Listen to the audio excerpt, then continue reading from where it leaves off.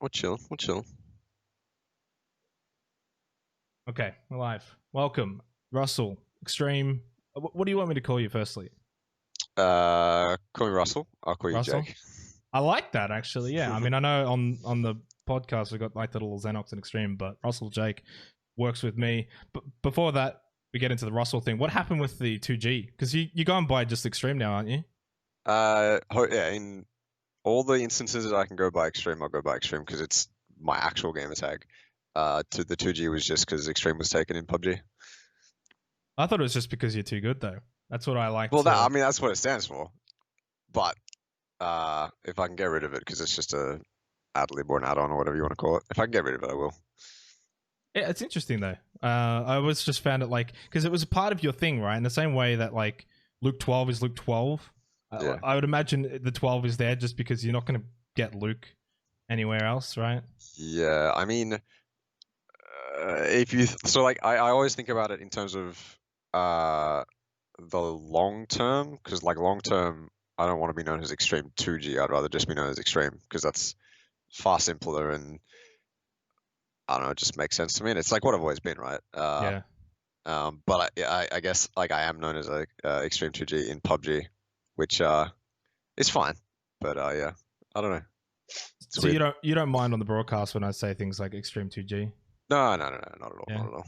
I like it. I think fine. it sounds good. It flows. It's like off the tip of the tongue a bit. Yeah. But, Yeah.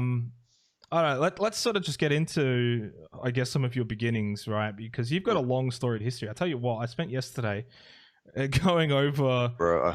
your entire career. I think I sent you the prep sheet, and you were like, "Man, this is like a trip down memory lane." It is. I had forgotten about some of them. But yeah, it really made me reflect a little bit. It's actually good to see because I don't reflect that often. No, I sometimes do it like because I have it technically a career as well, right? So you kind of think back to where it all began. But for you, I guess, sort of where did it begin, right? Like, was it before PUBG? Did you? Because I actually don't know too much about your, I don't know, esports or competitive gaming before PUBG. So where did it sort of all begin for you? So competitively, it started with Counter-Strike. When a friend of mine said download CS and come play on jailbreak servers. And then from that point, like I had no interest in CS. I didn't really know what CS was. I didn't really know about CS Source or anything like that. But yeah, he told me to download CSGO. I did that, started playing some CS, and then eventually one of my friend's cousins was like, you can play this game competitively, right? Against other people for money and for pride and all that stuff. And I was like, oh, wait, what? That actually sounds sick. And of course, at the time, I knew like, I knew of like Nip and Fnatic, and like I didn't really watch much CS, but I didn't realize it was so easy to just start competing. And What year was this? Oh man, it's 2013. Right. I remember it started around the time that the CS skins came out, like the first iteration. I think that was like 2013. But yeah, he signed us up to Cybergamer, which is what used to be the thing in Australia, and from there I just started competing in open ladders and working my way up. It was kind of like a really traditional, clean, like working my way up the ladder kind of thing. Like we went from CGA O to CGA to CGM. I never got to CGI, which was the second highest. But yeah, it was that's how the competitive career started. And I credit a lot of the way I am and my career to CS because it was like the foundation that led to how I behave and act and play in PUBG. And all the morals, the ethics, and the practices and stuff like that, they transferred really well from CS to PUBG. And I was actively, like, when I first started playing PUBG competitively, I was actively like, okay, this is what I did in CS, like, this is how I should behave in PUBG. So, yeah. It's intriguing how you say about the jailbreak, though, because I used to play, like, a fuck ton of Jailbreak when I was young. Jailbreak and Death Run. I don't know if you played Death Run as well. I played CS Source Death Run. I didn't play CSGO Death Run. Yeah. Well, I didn't play... I played mostly just CS Source, Jailbreak, Surf, Death Run. When CSGO came out, you probably remember, but like it wasn't really what it is now, and not everyone kind of jumped ship immediately. But it's intriguing that, because like for me, like my sort of first entryways into esports was like 2010 with like League of Legends. I was playing just League of Legends casually, and that's sort of when I saw then those tournaments start to pop up with like TSM, CLG, and everything like that. So like I'm like 3 years you're elder there in that esports regard, I guess, and finding out about esports. But I think CS:GO, as you said, like you got a lot of the mannerisms that can be translated over to games like PUBG. But sort of when PUBG came out, was that like an immediate thing where you transitioned over, or was it sort of like, hey, this is fun, but I'm still focusing on CS?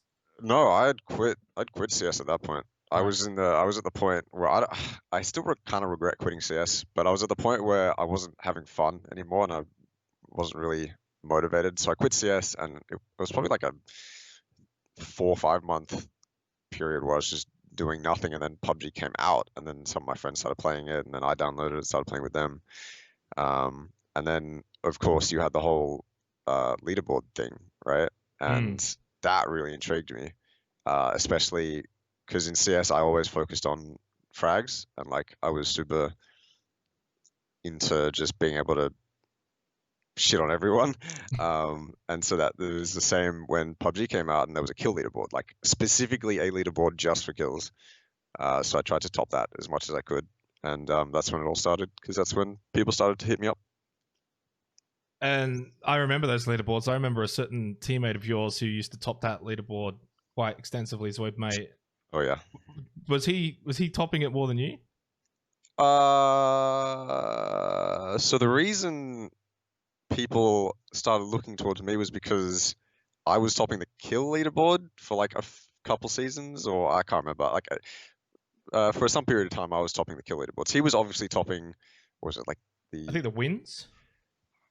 It was the wins, and then there was a third leaderboard. I can't remember. It was like assist or survivability. I can't remember exactly, but he was topping both the other ones. I think the third one might have been a combined one, sort of like a wins and kills, and it had like a point system, if I remember correctly. I might be wrong there.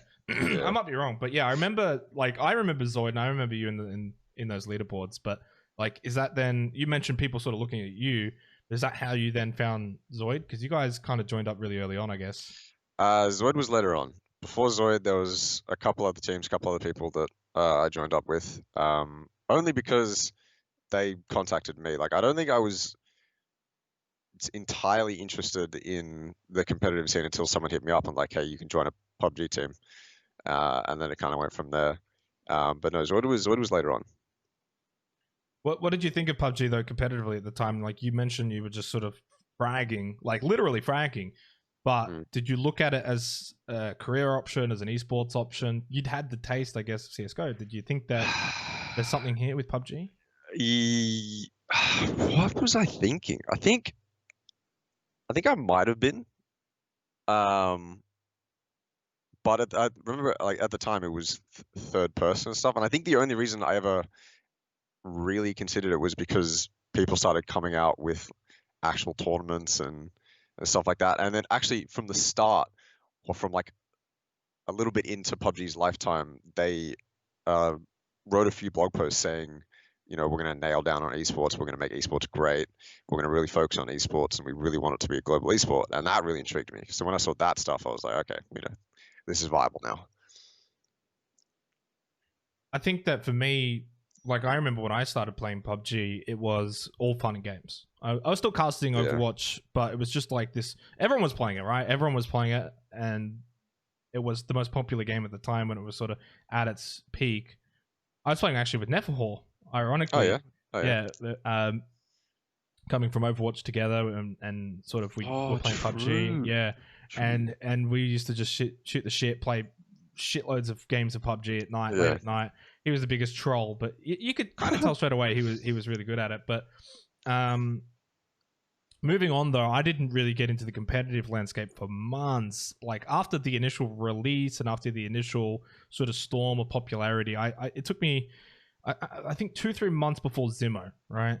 But bringing it sort of just back to the competitive side, how did it sort of translate to you and Zoid coming together, and then from that sort of joining a team like Grayhound as well, right? Like that's a very established organization in CSGO. And for someone like yourself who sort of came from CSGO, that would have been a really big opportunity. Yeah, so it started with, so there was two teams at the time. There was the team that I was in with Blackout and a couple other people. And then there was the team that Zoid was in. I think he was playing for Tainted Minds at the time. This was a little bit into PUBG's lifetime. But Zoid came to us and said, hey, I want to start a super team. And he wanted to get me and Blackout. And so it was a pretty easy yes. We decided to join up with him. It was me, Blackout, Zoid, and H1Z1 for Life, or Charlie. And we started looking for an org. We had a couple options. We decided to go with Grayhound, which was good. There were some positives to it. It was interesting being a Grayhound because it wasn't really an org. It was more one guy who kind of supported the teams and stuff like that. But it was good. It was good fun. And yeah, of course, like you said, right? They had that CS team, and I had just come from CS, and so I got to meet a couple of the CS guys at the time, like Urcast and I can't remember the lineup at that time. Urcast and I think Dick Stacey was on the team at that point. Maybe, I'm not sure. Regardless, it was pretty cool.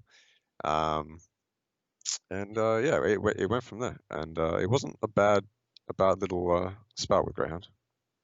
That's for sure. You mentioned Charlie. What happened there? Because he didn't last very long, did he? Happy Navitas came in and sort of then formed, at that point, what was then known as the established Core 4. I can't really remember what happened with Charlie. I genuinely actually don't remember whether we dropped him or whether we left or whether he had something to do IRL. I genuinely can't remember. Regardless, yeah, Happy joined, and that was when it like all started to kick off, really, because after Happy, stuff started like getting really serious in the PUBG scene. More tournaments started popping up, and yeah, the scene became a lot more competitive. Who's Serb, by the way? I got to bring this up because when going through, I was like, who's this guy? Because he was technically only there for 3 months, roughly, looking at the Wikipedia. And then it says he was removed from the roster. Yeah. And went to Fortnite, and yeah. So tell us who this guy is. So was interesting. He was the sub, and I think we were kind of trialing him at the time. We were trialing him to, I think it was trialing him to replace Happy. I'm not sure. I can't really remember, but we were definitely trialing him. And eventually one day we found out that he was going behind our backs, trying to like make another team and not really let us know about it. I can't remember how it went down, but we just decided to let him go and continue with the roster at that point, which was me, Zoid, Happy, and Tom. And then very shortly after that was PUBG ZIMO, which was, of course, the biggest tournament to date by that point for PUBG. A lot of hype around it. There was also a lot of issues around that tournament. I recall, you know, all the different types of qualifiers that there were. Yeah. How did you guys qualify? Was it the online portion? So there was two portions to it. There was the online portion, and then there was the LAN portion. The LAN portion, I still to this day am so confused at why they would ever run a qualifier that required you to go to a LAN cafe and then play at the LAN cafe to qualify for a tournament worth $150,000. Like, that just blows my mind. I don't know. Like, you could have just done it all online and it would have been fine. But yes, we went to the LAN. So everyone came to Sydney, and we got to the LAN center, and all of a sudden it's like, Xtreme, you can't play because you have a VAC ban on your account. I was like, are you fucking kidding me? And so we had to get a sub in. AC Baby, I don't know if you remember him. Yeah. He was at the LAN center at the time, so he subbed in. They qualified through the LAN center, and then we finally clarified that like I could play. And then yeah, we got to ZIMO. Tell us about the VAC ban. Yeah. Tell us about the VAC ban? Yeah. Look, I was 13 and I was playing Modern Warfare 3, and I didn't really realize. I didn't know what a VAC ban was at that time. I didn't know like it stuck to your account. Hey, we've all been there. I had my first Steam account when I was 13 had a VAC ban. I actually I did the most dog thing one day. I came home from school and I went on my mate's computer because he lived close by to school, and he left his like computer on. I was like, oh, I'm just gonna go on his CS account. No, you didn't. I did. Oh no. Well, I was 13. I had like you. I had no knowledge of the sort of consequences. Fortunately, back then, a Steam account wasn't what it is today, because it was really just CS and TF2 and maybe like Dave Defeat, and that was like it. Like there wasn't anything else. You didn't have a massive library, and it actually, I don't even think it was a VAC ban back then. I think it was the just in-game ban on CS. But anyway, you guys qualified. You get into PUBG ZIMO, and then you get there. But by this point, was Valk manager for the team? Like, was he part of it? So that part is blurry to me. I think he came along, or he was part of it when we signed to Greyhound, and so we just went to ZIMO with him, and he was manager from that point forward. So did you have a choice in the matter?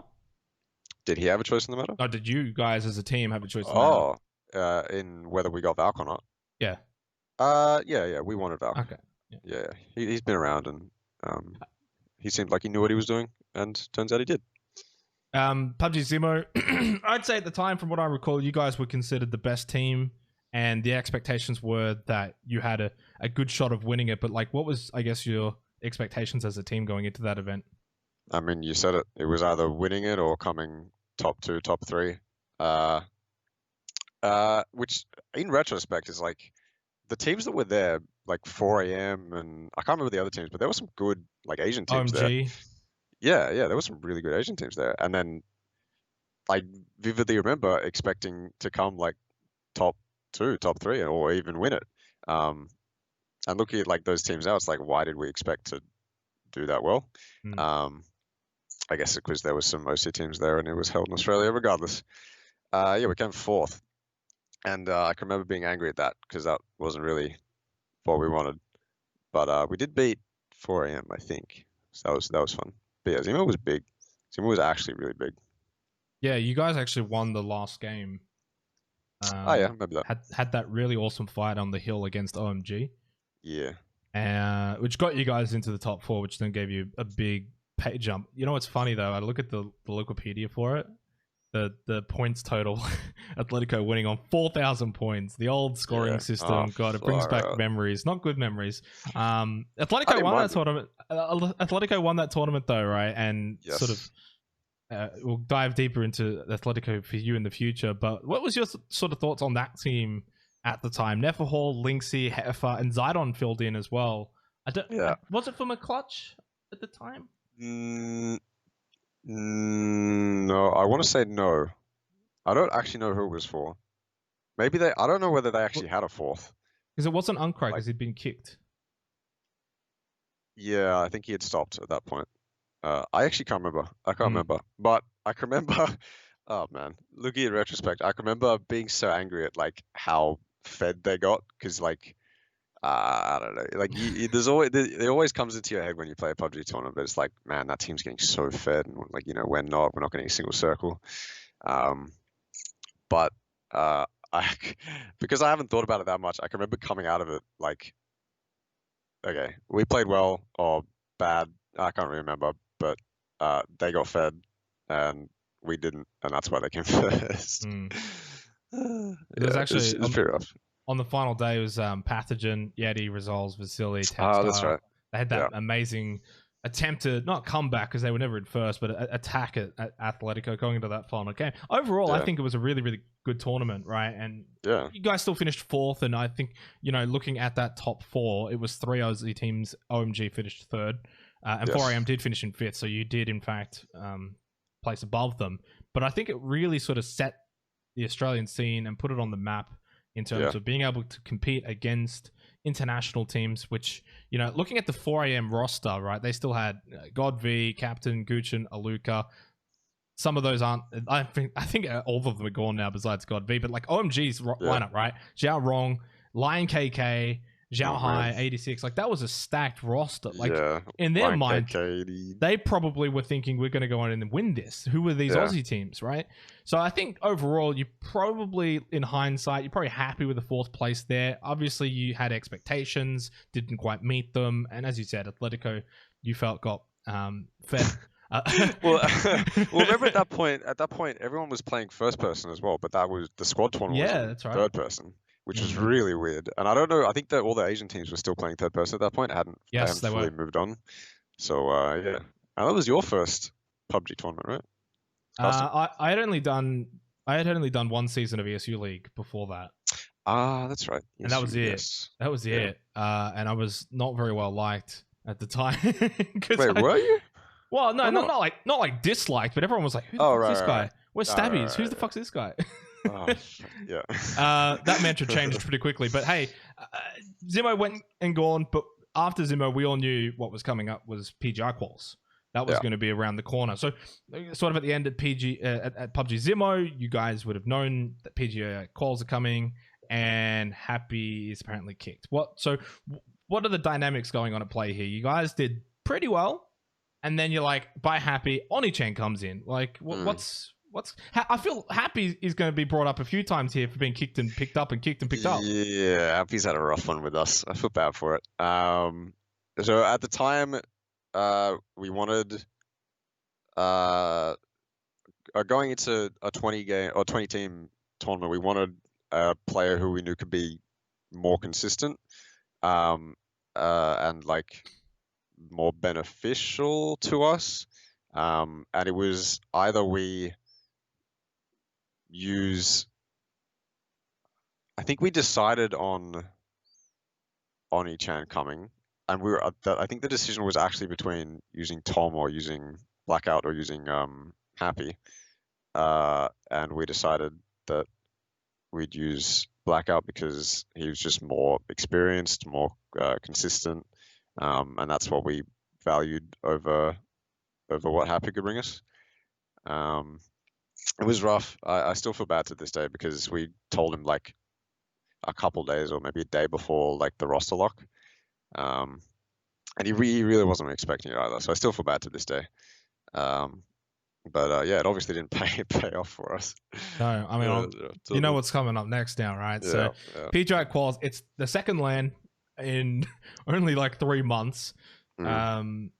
And you guys shit the bed. I mean, you completely went as bad as it could go from the get-go. Like the first remember, of course, though, this was at a time when it was 20 team lobbies. Yeah. So not even 18, let alone 16 team lobbies, 20 team lobbies. You guys finished 15th in the first game. 15th, 13th, 19th, 14th. And by that point, you know, I think you might have been dead last or thereabouts, and all of us on the broadcast were saying, "What the fuck?" Well, obviously not what the fuck on the broadcast, but we can swear here. This is the Zenox state of mind, not the broadcast. But we were like, "What the hell's going on?" Yeah. This is the team that finished 4th at PUBG ZIMO, the team with the highest expectations coming into the LAN, and from this point, from day number 1, because it was a 2-day event from what I recall.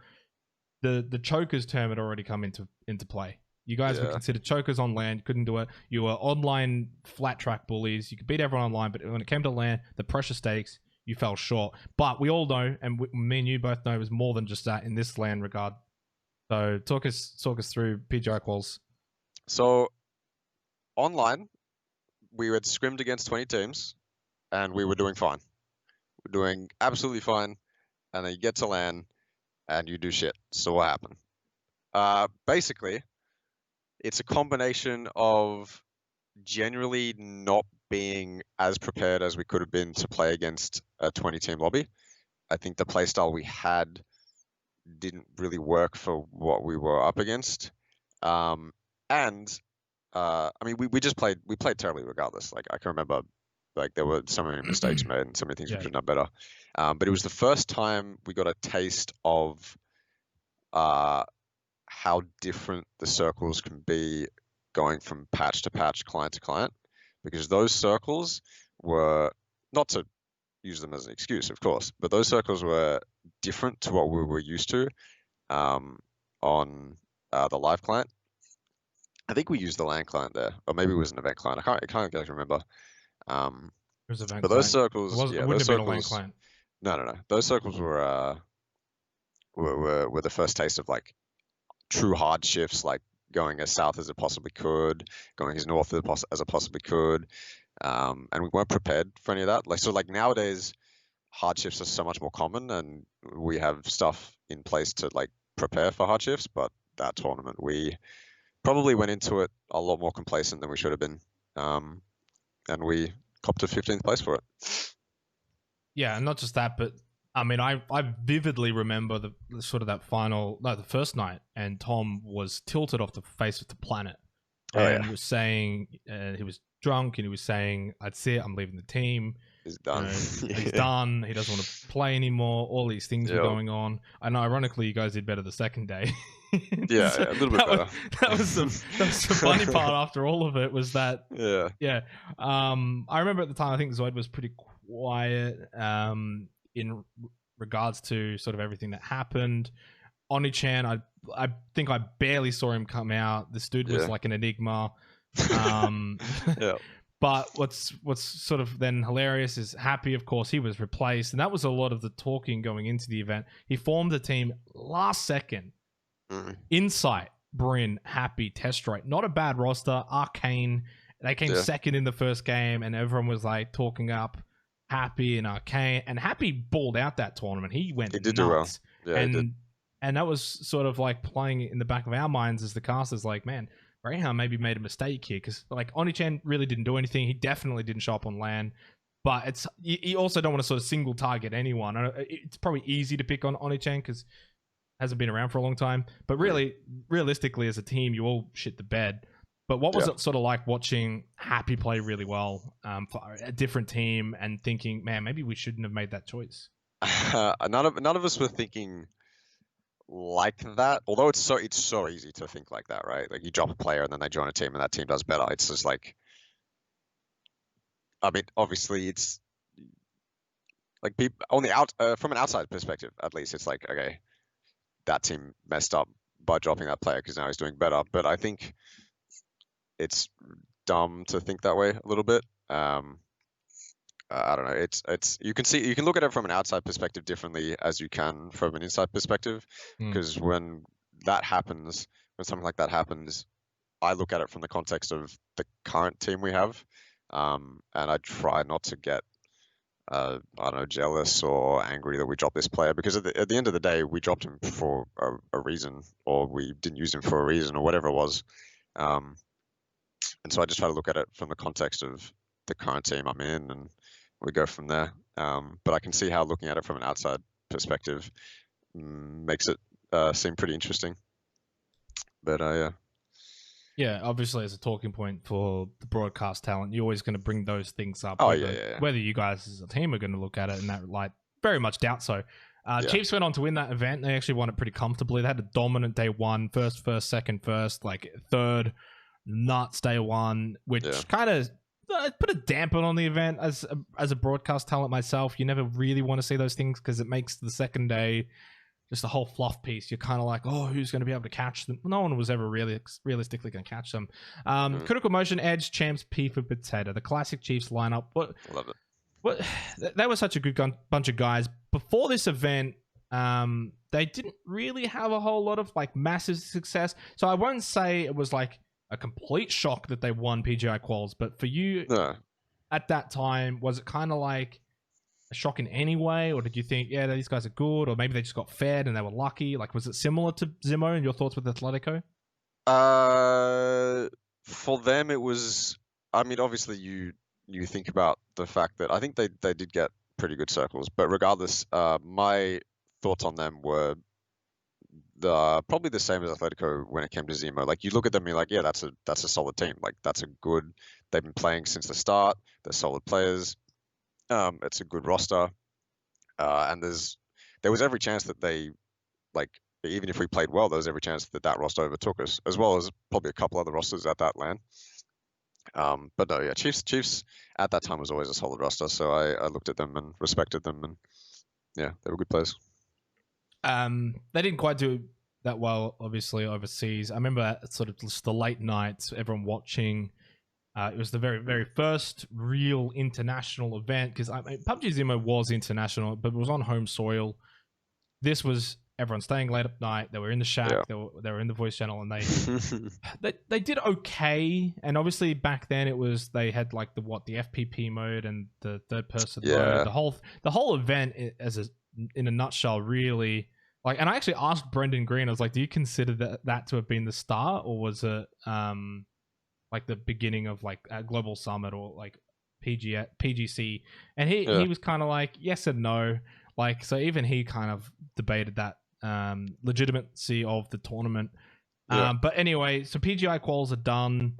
Oni-chan kicked left and Tuok kicked left. What which one was it for both of those two?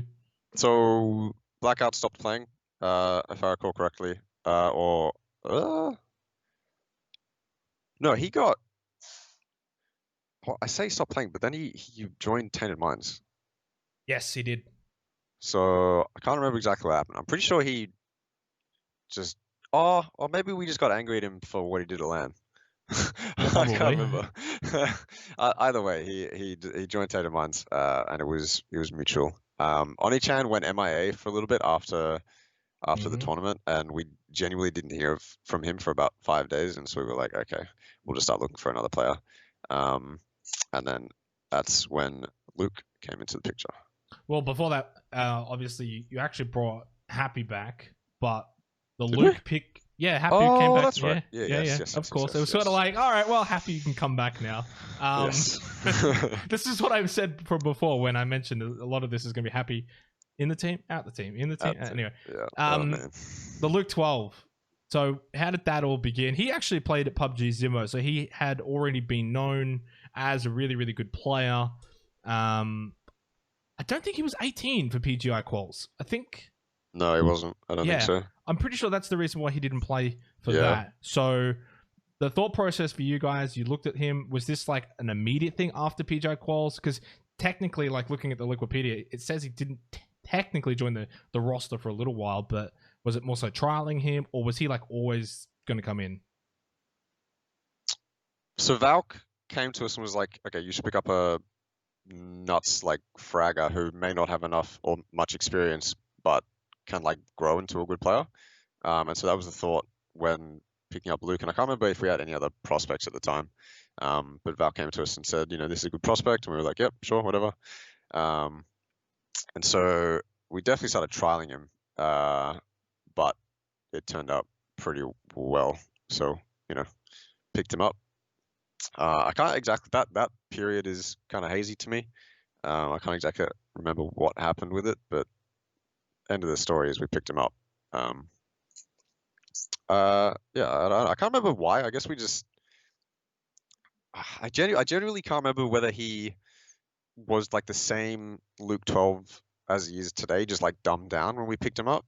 Whether he was like still giving input as to what we should do or not. Or whether he was just like a good fragger, and that's why we wanted to pick him up.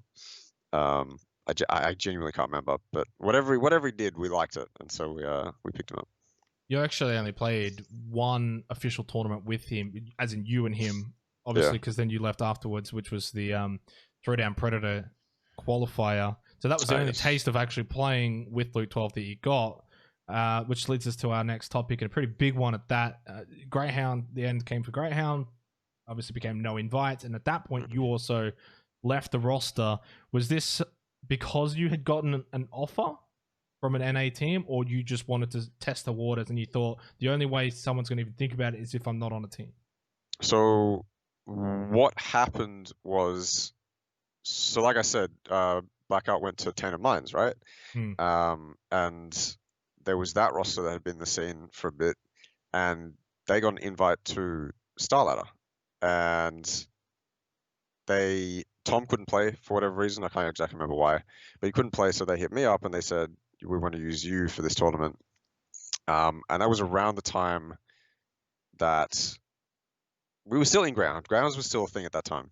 But this was a big step for that actual roster, because when I went overseas and played with Tainted Minds at Starladder, international team started looking at me.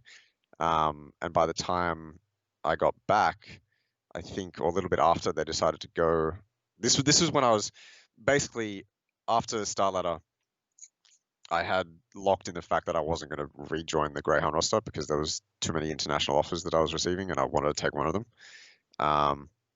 And I think at some point after that, they decided to go no invites. Mostly, the name revolves around the fact that Greyhound as an org wasn't receiving any invites. It was international tournament organizers would always look at Athletico, and they'd always look at Tainted Minds, and that really got on our nerves. So we decided to leave and then look elsewhere for another org, or they did at least.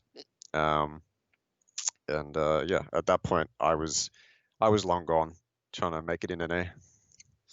Just touching back on the Star Series, it was you, Jouxy, Subslayer, and Bench. Yeah. You went over there. How long actually was that event? I feel for some reason in my head it was like at least like a week. 3 days long. I think it was 18 games. I think. Oh, that's right, because you guys didn't make finals. No. Yeah. You fragged out though. I just remember sort of everyone again in the shack in those voice channels watching late at night. And I remember like the graphics would come up, it would be like Xtreme, top damage, and everything was nuts. But as a team, you guys kind of just finished like bottom 4, bottom 5. Yeah. Not a great tournament as a team, but I think even you guys as a team kind of realized this was just like a free holiday, right? Like Benchu, Subslayer, I know that they would have thought, we'll definitely try, but realistically, it was a put together team. They picked you up just because you were the best that they could get as well to come along.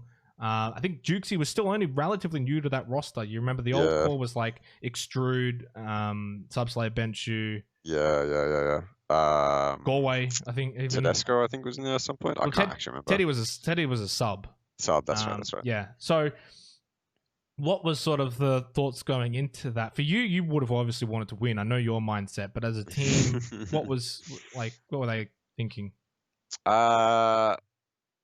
It was up and down, man, because we did well like a couple games and we did terrible like the other games. I think you won a map too, didn't you?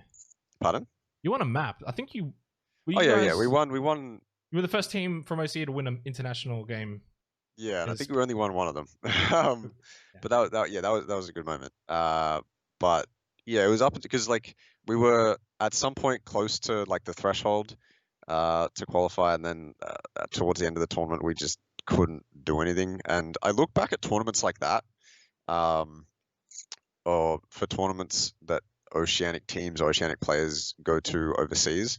I look back at all those tournaments, I'm like, they would have done so much better with like more experience, like literally just more experience. Because I can remember some games where we were like, we had a spot in the circle, we could do something.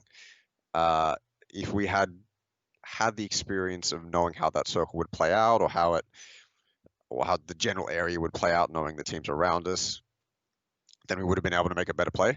And I look back at tournaments like that any oceanic team went to, and I think if that oceanic team just had more experience or was being bred in the EU region or whatever, then they would have known how to play that better.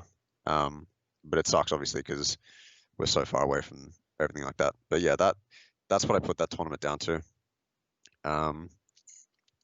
Yeah, I think at some point during the games I was just like, okay, we'll do our absolute best, but I'm going to see if I can stat pad a little bit and get my name out there.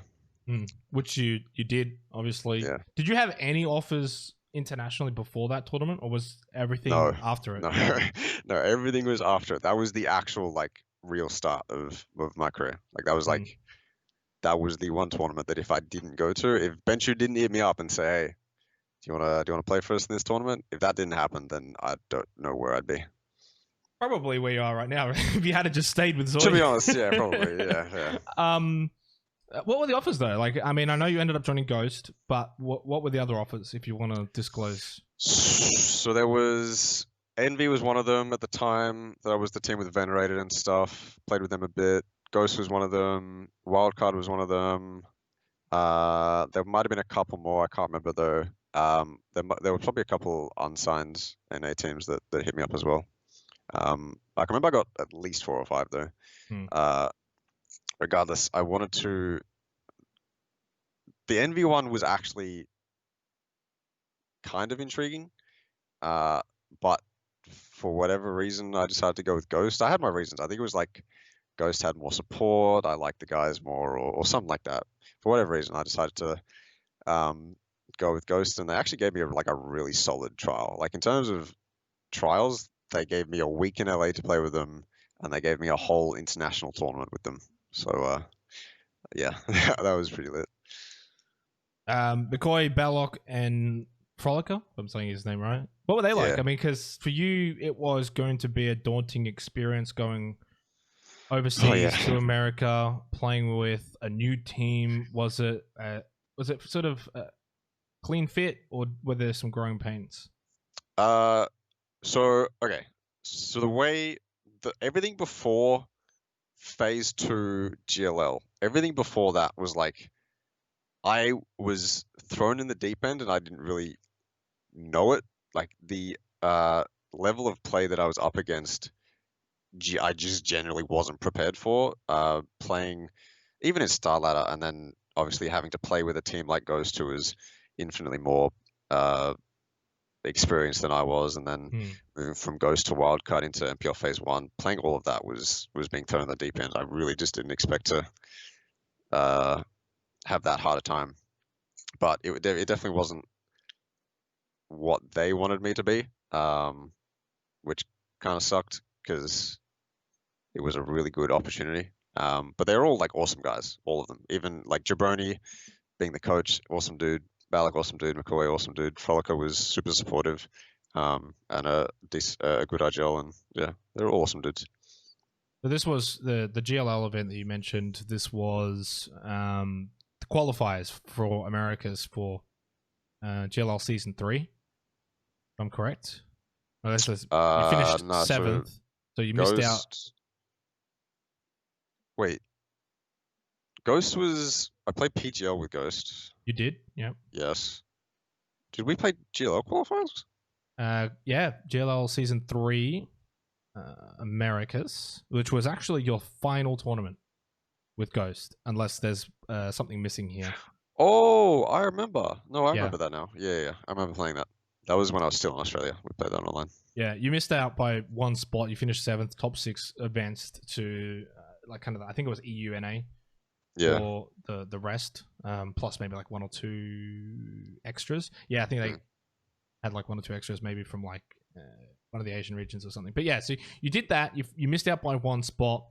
You mentioned PGL as well. That had been played a month prior.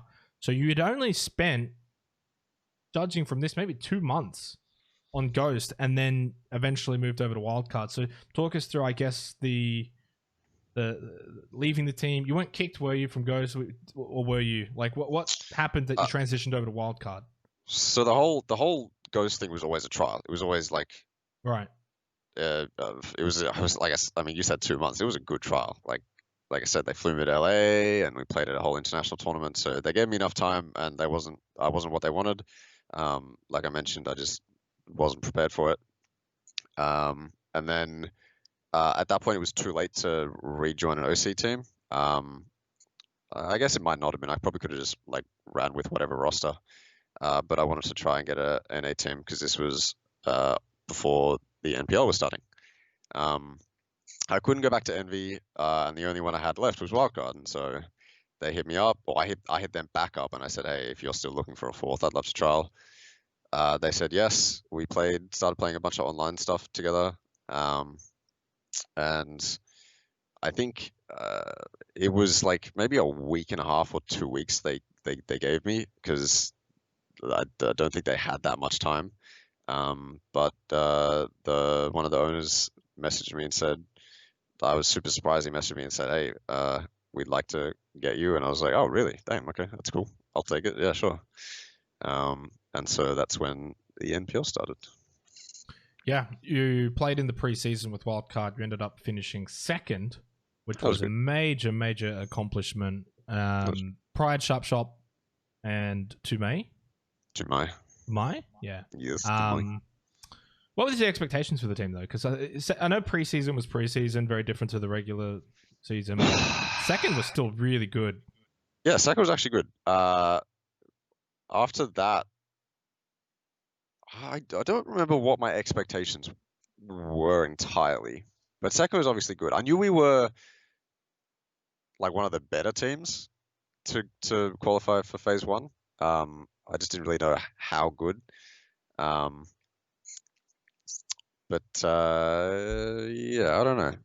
The MPL was interesting for me. That was a very interesting time.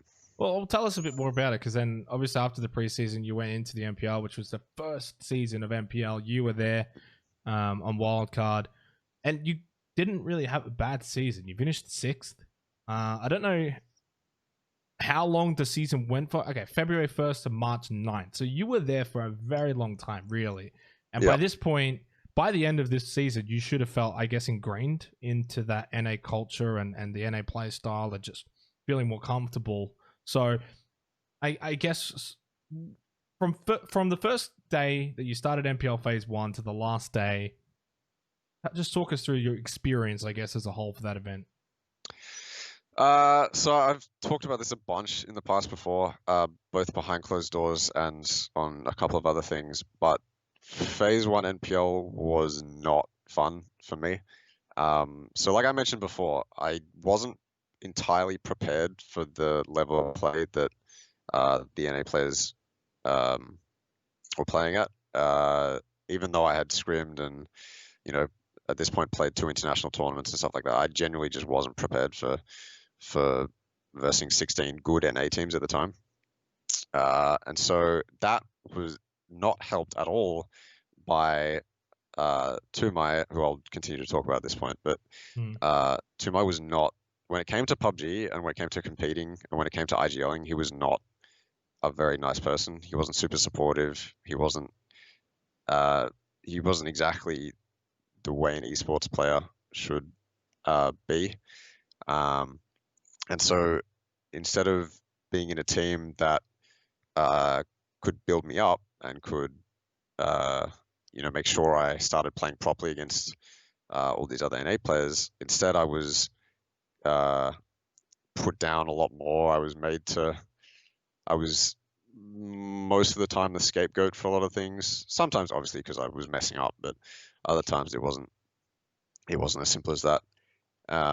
The other 2 players on the team, Sharp and Pride, I love them both. They were super supportive and rational guys. They were kind of in the same boat as me. We were all kind of stuck in that team with someone who, when it came to PUBG, was not the most supportive guy. It's funny. I specifically separate when it PUBG. I say when it comes to PUBG because outside of PUBG, he actually wasn't that bad a guy. Like he was a pretty good guy. Talked to him a bunch. But when it came to competing and playing and scrimming and stuff like that, it was, I don't want to say abusive, but it was close to it. Made me feel really bad. So living in that environment, playing in MPL Phase 1, like I said, I wasn't prepared for the level of play, but I then wasn't really built up to be able to play against it either. Instead, I was more put down. So the whole MPL Phase 1 was a terrible performance from me. I couple it with not having the facilities to be able to play well or being given a chance to play well, on top of the fact that I wasn't prepared for it in the first place. So that whole phase was rough, and then at the end of it, they decided to not go with me anymore. And at that point, I was like, yeah, that's fair enough, right? And this whole time, by the way, I was just like going into it because I had known what Tumai was like before going into Phase 1. But the whole of Phase 1, I was like, there's not much I can do to kind of prevent him from being the way he was. Was he the IGL and captain? Yeah. So I went into it and I was like, okay, no matter how rough this is, I'm just going to stick it out and do as best as I can. And I'm not going to fight it or anything. I'm not going to be an irrational person. I'm not going to get angry or anything. I'm just going to let it happen how it happens. And because I didn't want to create more of a fuss than was already being created. And so by the end of it, they decided to go with someone else. And I was like, at that point, I was like, okay, I'm happy to be out of this roster rather than in it, because being in it is just not fun. Especially when you know you're the person who's not performing very well, and like that obviously because I'm like I'd like to think I'm a pretty self-aware person. The fact that I can just be so aware of the fact that I'm not doing well and what's happening and stuff like that really weighs on my mental. So I was happy to be out of the roster rather than in it at that point. You weren't the only one though. Pride also, I think, was he kicked or did he also depart around the same time? Because MPL Phase 1 was actually the last time that he played for Wildcard as well. So was that a team thing, right? Was it more so a team thing against Tumai, or was it just a you thing? Look, everyone was aware of the way he acted, obviously. It was hard not to be aware of the problems that he caused, but the organization felt that he held more value than I did. And to be honest, like he was an okay IGL. Like he knew what he was talking about for the most part, and he was actually pretty smart when it came to a lot of things in game. It's just the way he came across was not fun or professional. Sorry, Pride did play Phase 2 and then I was gonna say yeah, and then left after that. Yeah. They got Caden for Phase 2 as well. Yeah. But it was definitely, I mean, the amount of, there were a lot of arguments between, like I said, I never tried to argue. I was there. I knew it was going to be rough, so I was there to like learn and take the criticism, no matter how it was handed to me. But there were a lot of arguments between Tumai and the members of the team, and yeah. It's intriguing though, because I look at that lineup and it's pretty stacked. We both know what Sharp Shot has been able to go on and do. Tempo Storm, Pride, and PGC with Envy. Hypothetically, if you were to replace Tumai with peak Zoid as the IGL, how much better does that team perform?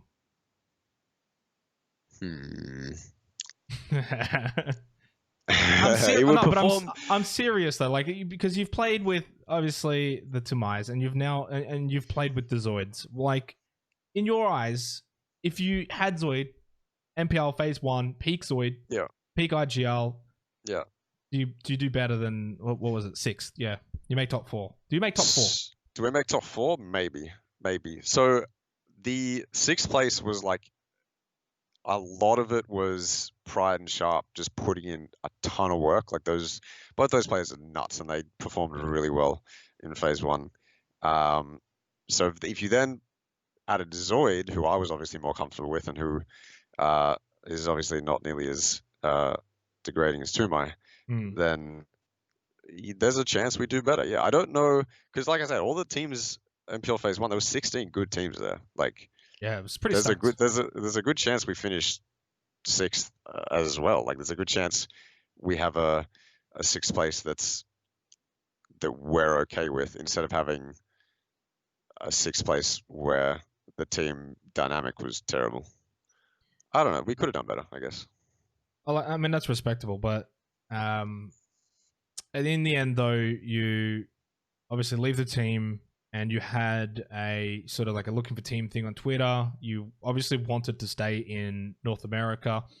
The last time that you didn't have a team, you had a bunch of offers, like you mentioned earlier on. Was this the case the second time around, or was it looking like it dried up a bit? No, definitely wasn't the case the second time around, because the only really reputable statistics I now had was a terrible Phase 1 in MPL. So I got a couple offers, but none of them were super intriguing to me. And my mental at that point was so far down in the bin. I just kind of wanted to come home and play from OC again.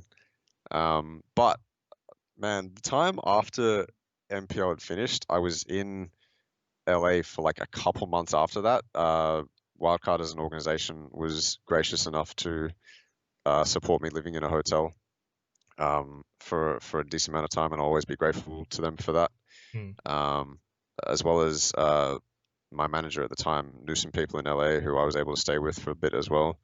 And that time between the end of Phase 1, when I knew I was getting dropped before they even told me, and before I left to come back to Australia, was genuinely like some of the best times of my life. Like I was on my own, living in a hotel room. I had a PC, and I had free roam over LA and stuff like that. And while I was searching for a team and stuff, it was like that time of my life was really, really cool. I look back at that time and I'm like super grateful for it, because it was just 2 months in LA doing what I loved with no stress, by the way.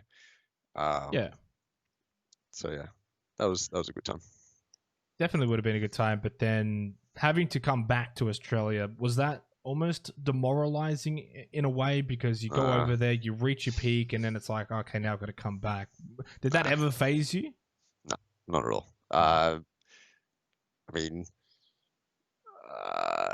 it didn't. It was what I wanted, so I didn't really think about it twice. Like I denied a couple offers, and at that point, genuinely what I wanted was to come back and play in Ath. Yeah. Was Ath at that point? Yeah, it was Ath at that point. I was going to say, did you? So again, unfortunately for poor Happy, and I remember the rumors swirling as soon as it was sort of known that you were going to come back. Everyone was like, "All right, bye, Happy." Like probably before Zoid told Happy bye, right? Talk us through that, I guess, right? Because I think everyone expected you to just slot straight back in. Was that always the case? Was it always like you had that foot in the door at any time you wanted to come back, you had that spot? Or was it a different scenario? After I was dropped and I told them publicly, they said, if you want to come back, we'll drop Happy and you can join the team. And so that was always like the backup if I didn't want to go with the other offers I had. Yeah, that turned out to be what happened. Which is unfortunate for Happy, because he was always kind of the scapegoat. And look, by this point, Luke had also really started to make a name for himself, right? So you kind of, while you were in North America, Luke was the new Xtreme that sort of a lot of people were labeling him at the time, and he became sort of almost regarded as the best player in the region. So he'd made his rise while you vacated over to North America. So coming back, it was a very different landscape for you. The rise of Incognito, and you know, the Jouxy Insight Ronan, Waikiki Mukau roster. You had Team Immunity was still trucking along. Hell Yeah Brother had just formed.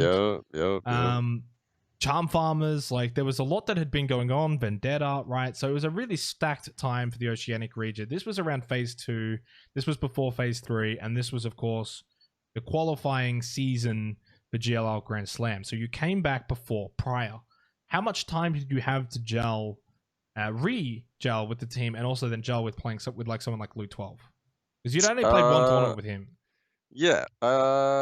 I don't think it was. I don't remember it being hard at all, because obviously I had played with Zoid a ton prior. I hadn't played with Fludd prior to that. But I think it was really easy. I think it was like really, really easy.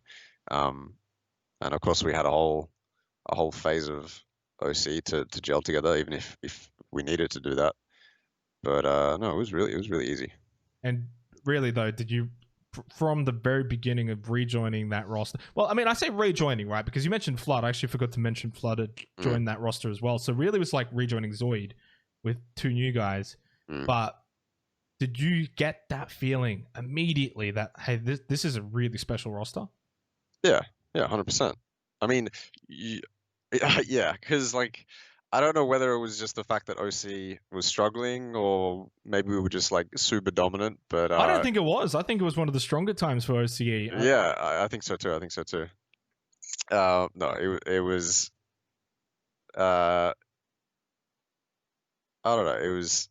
I don't know. It was just really easy to play with them, and yeah, the whole dominating the region thing made it a lot easier to be confident, and yeah.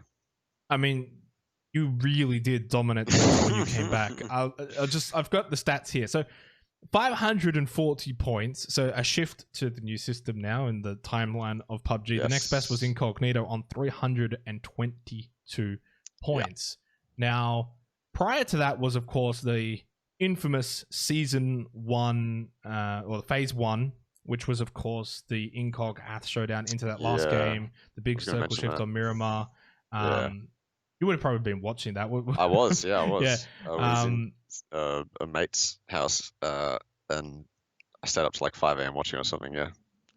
Yeah, and so, of course, Athletico, then without you, who had Happy, Luke, Fludd, and Zoid, they finished second by 12 points. Well, I guess it's just as a fan of those guys, especially Luke and Zoid at the time, more so the Zoid, watching that, were you kind of like heartbroken for them? Did you think, man, yeah, like, of course. Yeah, of course. I can remember speaking to them a bit, but yeah, of course I was heartbroken. Especially because it was, I think maybe at that point it would be considered an upset that Incog won. I can't really remember, but yeah, it shifted the tides. It certainly shifted the tides. Yeah. I was definitely upset. I mean, shit, like they were still like good friends to me, so. And then of course they went on. Incognito went over to face the Global Summit. They did okay. They didn't do so bad. But when you came back, you guys dominated. As I said, phase 2, complete domination.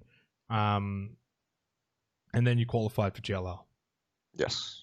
And so probably might spend a few minutes here on this one. Qualified because for good reason. It's probably up there with one of the best Oceanic esports performances at an international event in any title. Yeah. Right. And yeah, I think that's fair to say. I can't really think of many better off the top of my head, and I would be disingenuous to you guys, and the people who would say things like, "Oh, it's just PUBG, whatever." Like, no, this was a full-fledged premier tournament, international, best teams. Not necessarily from around the world because it was just the Western teams, but still a highly, highly talented tournament. And you guys came down to that final game. We'll get to that later on, but sort of going into the event, the sense of feel. Because I remember full well, and this is just a bit about me, I remember finishing phase 2 and thinking, I really want to cast this event. This is the one where I want my breakthrough. 3 Oceanic teams. It was the most Oceanic teams have ever participated at an international event over in Sweden. I thought, if you want, now's the time to get an Oceanic caster.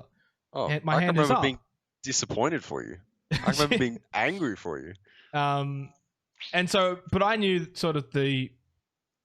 going into this tournament, you had some of the LATAM teams that we kind of probably as a region looked at and were like, yeah, we can definitely be better than those teams.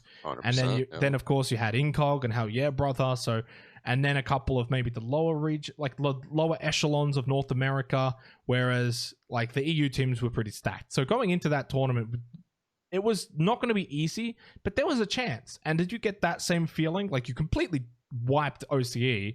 You guys were playing at your best. Did you sense what was coming? So you look as from an outside perspective, you look at how we dominated OC, and then for some reason, some people may think, okay, they dominated OC, they're going to do well at this international tournament, right? My expectations were top 8 because that was entirely achievable, and like you said, we were on a high, and despite us dominating OC, we knew we had the caliber to come top 8, and we'd put in the prep to be able to come top 8. So that was my expectation. That was the team's expectation. Although you can't look at the fact that we dominated OC and just be like, oh yeah, they're going to do well this tournament, because the regions are completely different, the contexts are completely different. I think we would have been happy, like really happy, if we got top 5, but realistically, top 8 was our expectations going into that. You get there and you're, I guess, scrimming. What were the scrim results? Did that give you a bit of a credence in thinking, hey, maybe we might be able to do better here? Well, I forgot about it entirely, but we had the week boot camp before. That's right. Yeah. Yeah. So that was really helpful. I think that was actually really, really helpful because we were able to play against everyone that we would be playing against in the actual event, and that 100% gave us. It didn't change our expectations, but it gave us a much clearer mind going into it. That boot camp, by the way, was incredible because all the OC teams showed up at the same time. And so we just hung out. I think Incog were in a different European country, but it was us and Hell Yeah Brother. We were just hanging out the whole time. pracking at a LAN center, and I just love that whole week before doing the boot camp was awesome because we got to do some touristy stuff as well. Yeah, I won't lie, I had pretty major FOMO missing out on that event. Yeah. Just that knowledge that there was so many of the guys there that you hang out with and sort of experience Sweden and as you said, like go and see a few sites and do that touristy stuff, which is what you are able to do at times in the esports ecosystem. Yeah. So you finished up scrims, and then of course you guys had to sort of shut up shop from that LAN center and go over towards the hotel venue and the venue itself. Day one was okay. You certainly didn't set the world on fire. You probably were in the range to meet expectations that you set, like top 8. Yeah. And was it then just that thought process of, okay, we're doing all right, we're having fun, we might win some money? Or was it like, hey, if we do this, this, and this, we might be able to do even better?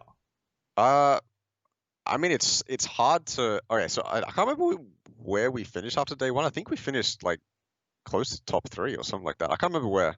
But it's hard. You were good. You were like 5th, 8th, 7th, and 12th. But you definitely weren't anywhere close to where you then came the next day. No. It was a 3-day tournament, right? Yeah. Okay, so it's hard after day one, especially day 2 when we were like in contention.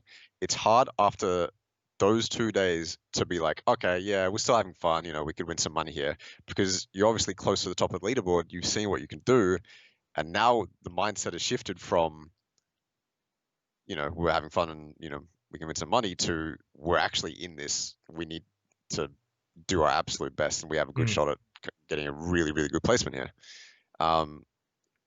So yeah, no, the mindset shifted completely. And it's like I said, it's hard not to get into that mindset. Obviously, because like you get into that mindset, then you have expectations, right? You're like, oh, we're first after day 2. Now I have expectations going into day 3 because we want to do really well. If you don't meet those expectations, it can be dangerous. Yeah, it was definitely interesting, actually. The night before day 2, you go to bed. What's Xtreme thinking going into that next day? Not anything super different to how I would usually be thinking. I think it was a lot easier to... I absolutely hate the time in between games. If I had a choice, I'd be playing all tournament games in one day because I just hate the anxiety of not being able to play. If we come 15th in a game, I just immediately want to get into the next game to make up for that 15th. I hate the break time. I hate it so much. That's when the anxiety kicks in. But it was definitely easier to sleep during those nights because we were actually playing really well and there wasn't any sign of it slowing down, and we were at a good place on the leaderboard. So it was easier to sleep then. After day 2, though, surely you're then going to bed with one day to go maybe a little bit stressed, right? Because now you can win this whole tournament. Yeah. I mean, like I said, right? Your mindset shifts a little bit, but I don't know. It was, I guess maybe I was going to bed thinking we've shown a lot more than we thought we would, and I think.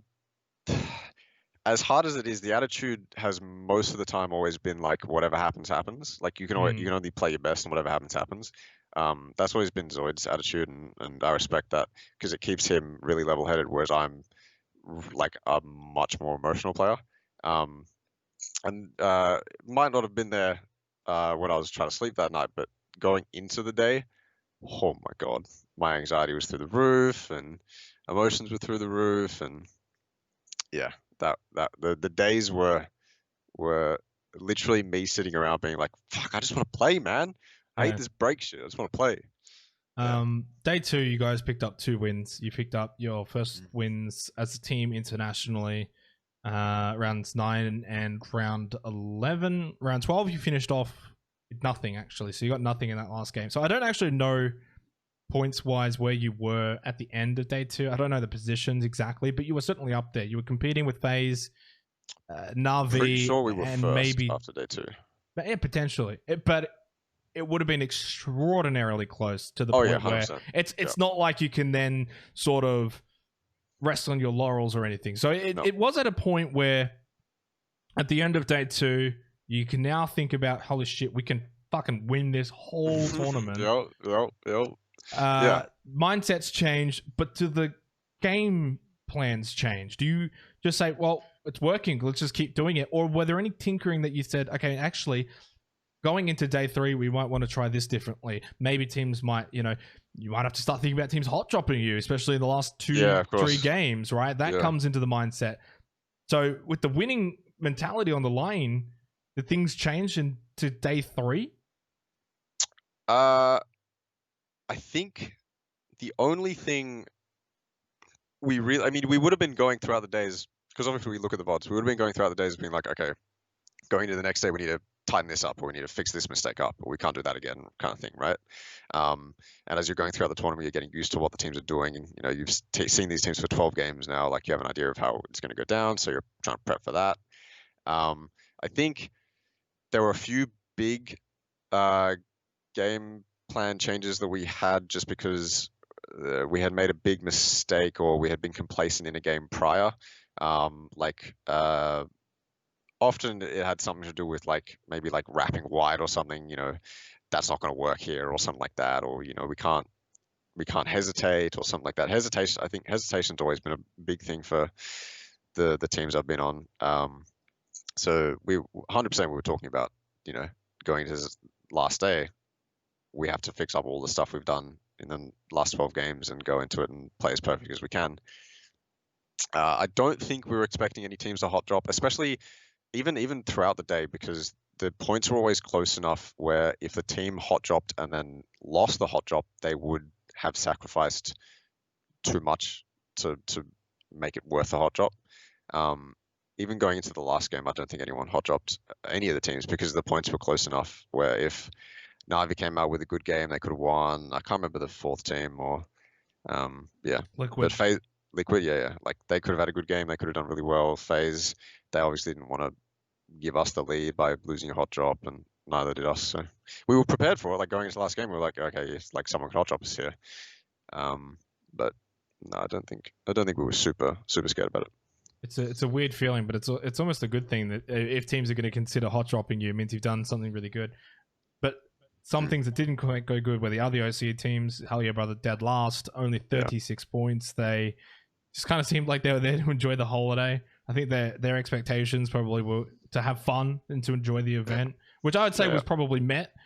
Incognito, though, 100%. On the other hand, should have had, going into this event, almost similar expectations to you guys. Top 8, top 10, top 12 at a worst, and yet 3rd last for a team that had gone to face a global summit, obviously then qualified for GLL, and the way that they had been sort of going toe-to-toe with you guys in the region, not so much in phase 2, but phase 1, and it was still kind of close. They were still the second best, clear front runner, second best team in OCE. To do that poorly, you were there, obviously. Did you get a sense of any tilt? Because there has been rumors there's about sort of tilt on that team at times in the past. Did you see anything firsthand that made you go, okay, that's maybe why they're having a bad tournament? Or were you kind of just as shocked as everyone else was back home?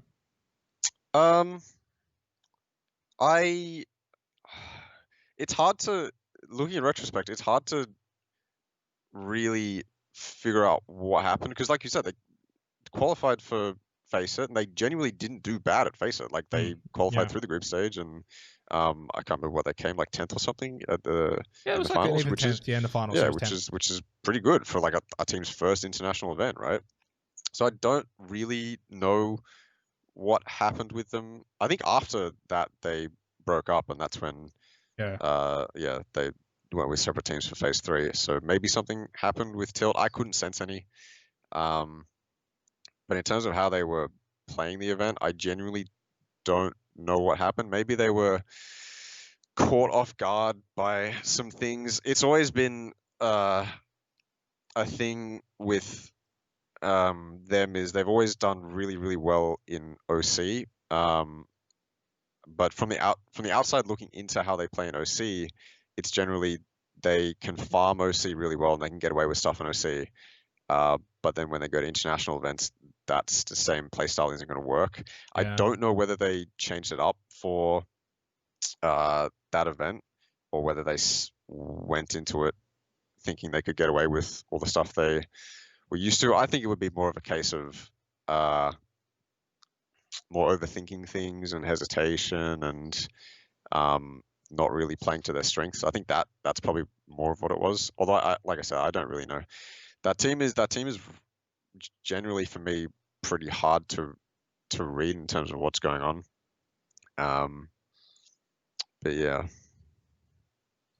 No, I definitely agree with you, and look, I definitely would hope one day I can get one of those guys on to the podcast and sort of speak more at length about that event, because it would be a very interesting story, because they are regarded and I mean, as I'm speaking right now, they may be regarded as the best team again. So they've had a very, very storied history. To have an event like that was obviously disappointing, but it didn't overshadow you guys going into that last couple of games. The second last game, you finished second place. You got 6 kills, and you went into the last game leading.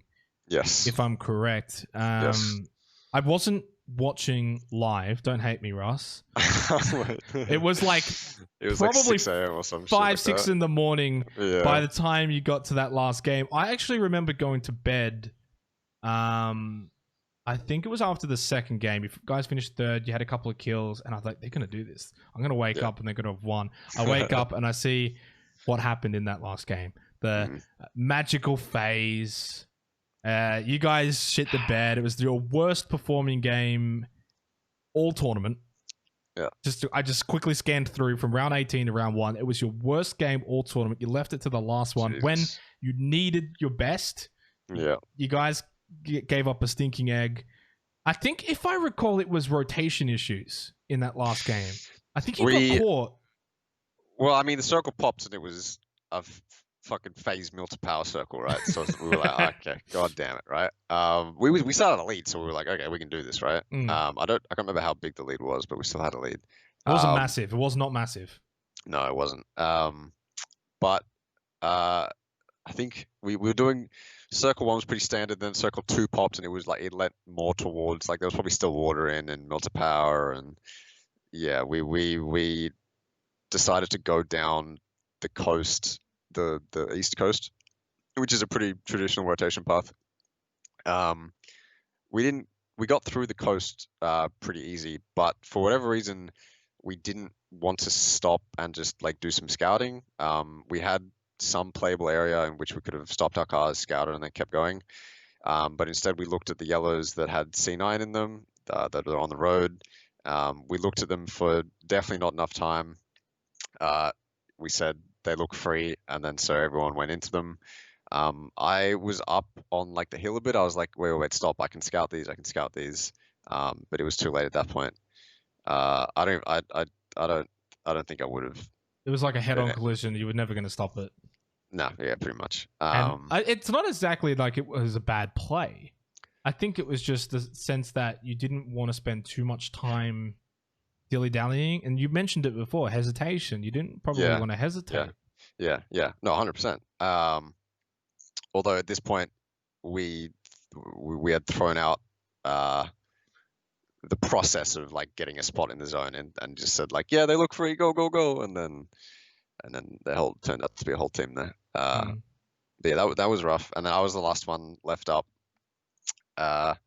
And what's that stress like though, knowing the circumstances? To be honest, it's like in some other scenarios I might have been like super stressed, super anxious, but in this one it was like I'm so damn aware of the position I'm in right now and what's just happened. I'm just gonna play. And the team was like, look, we have an okay lead on second or third, sorry. Or the other teams that were below us.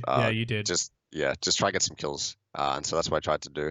I can remember the casters telling me like, why didn't you just go into a more central spot and just like prone or something? But at that point, there was a chance. Those casters had no idea. Yeah. There was a chance I get like a couple of kills there, and it helps us more to extend that lead on third or fourth or whatever it was. But yeah, that was rough. Oh man, that was rough. Did you happen, because you were in the game just that little bit longer, but did you happen to see FaZe on the kill feed a lot, knowing that they were 100%. Yeah, 100%. They picked up 11 kills that game, and yeah, we knew obviously the FaZe mill to power.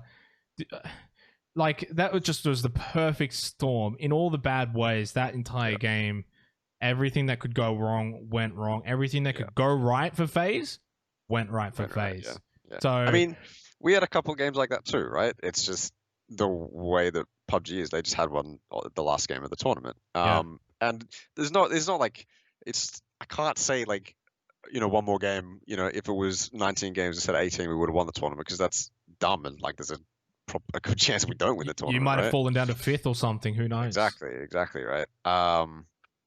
So when you finish second like that in like a heartbreaking way, you look back and you're like, well, you know, if we had done what we were meant to do in this game, then we wouldn't have had to worry about FaZe potentially having a good game or anything like that. But yeah, it is what it is. It's certainly just one of those moments, though. You know, we look at it, and us in the PUBG scene will always say, at least until something else tops it, it's the biggest esports moment in Oceanic history that you guys finished second. But imagine if you had have been able to finish first, and there's always that little thing in your mind that's like, fuck, and how we're this close. We may never get that opportunity again. No. And it sucks. But looking back on it, you can also be very, very proud of the way you guys 100%. performed in that tournament. And then you can now be like, you know what, second, not bad. Nice little pay packet as well. Overall, if you had have told Russell the night before the tournament, hey, you're going to finish first, you're going to finish second, you still would have been like, holy shit, hell yeah, I'll take that. Yeah, 100%. Not like you wouldn't have even questioned first place. You would have been like, second, fuck yeah. So I know everyone was extraordinarily proud of you guys for how you performed over at GLL. But moving on from that now, there wasn't much time in between GLL and then Phase 3. It was a tiny bit of time, not much, maybe a month or two. Going into Phase 3 off the back of GLL, though, obviously for what felt like, I guess, the first time in maybe forever, no roster changes were going to be required or needed. It would be blasphemous.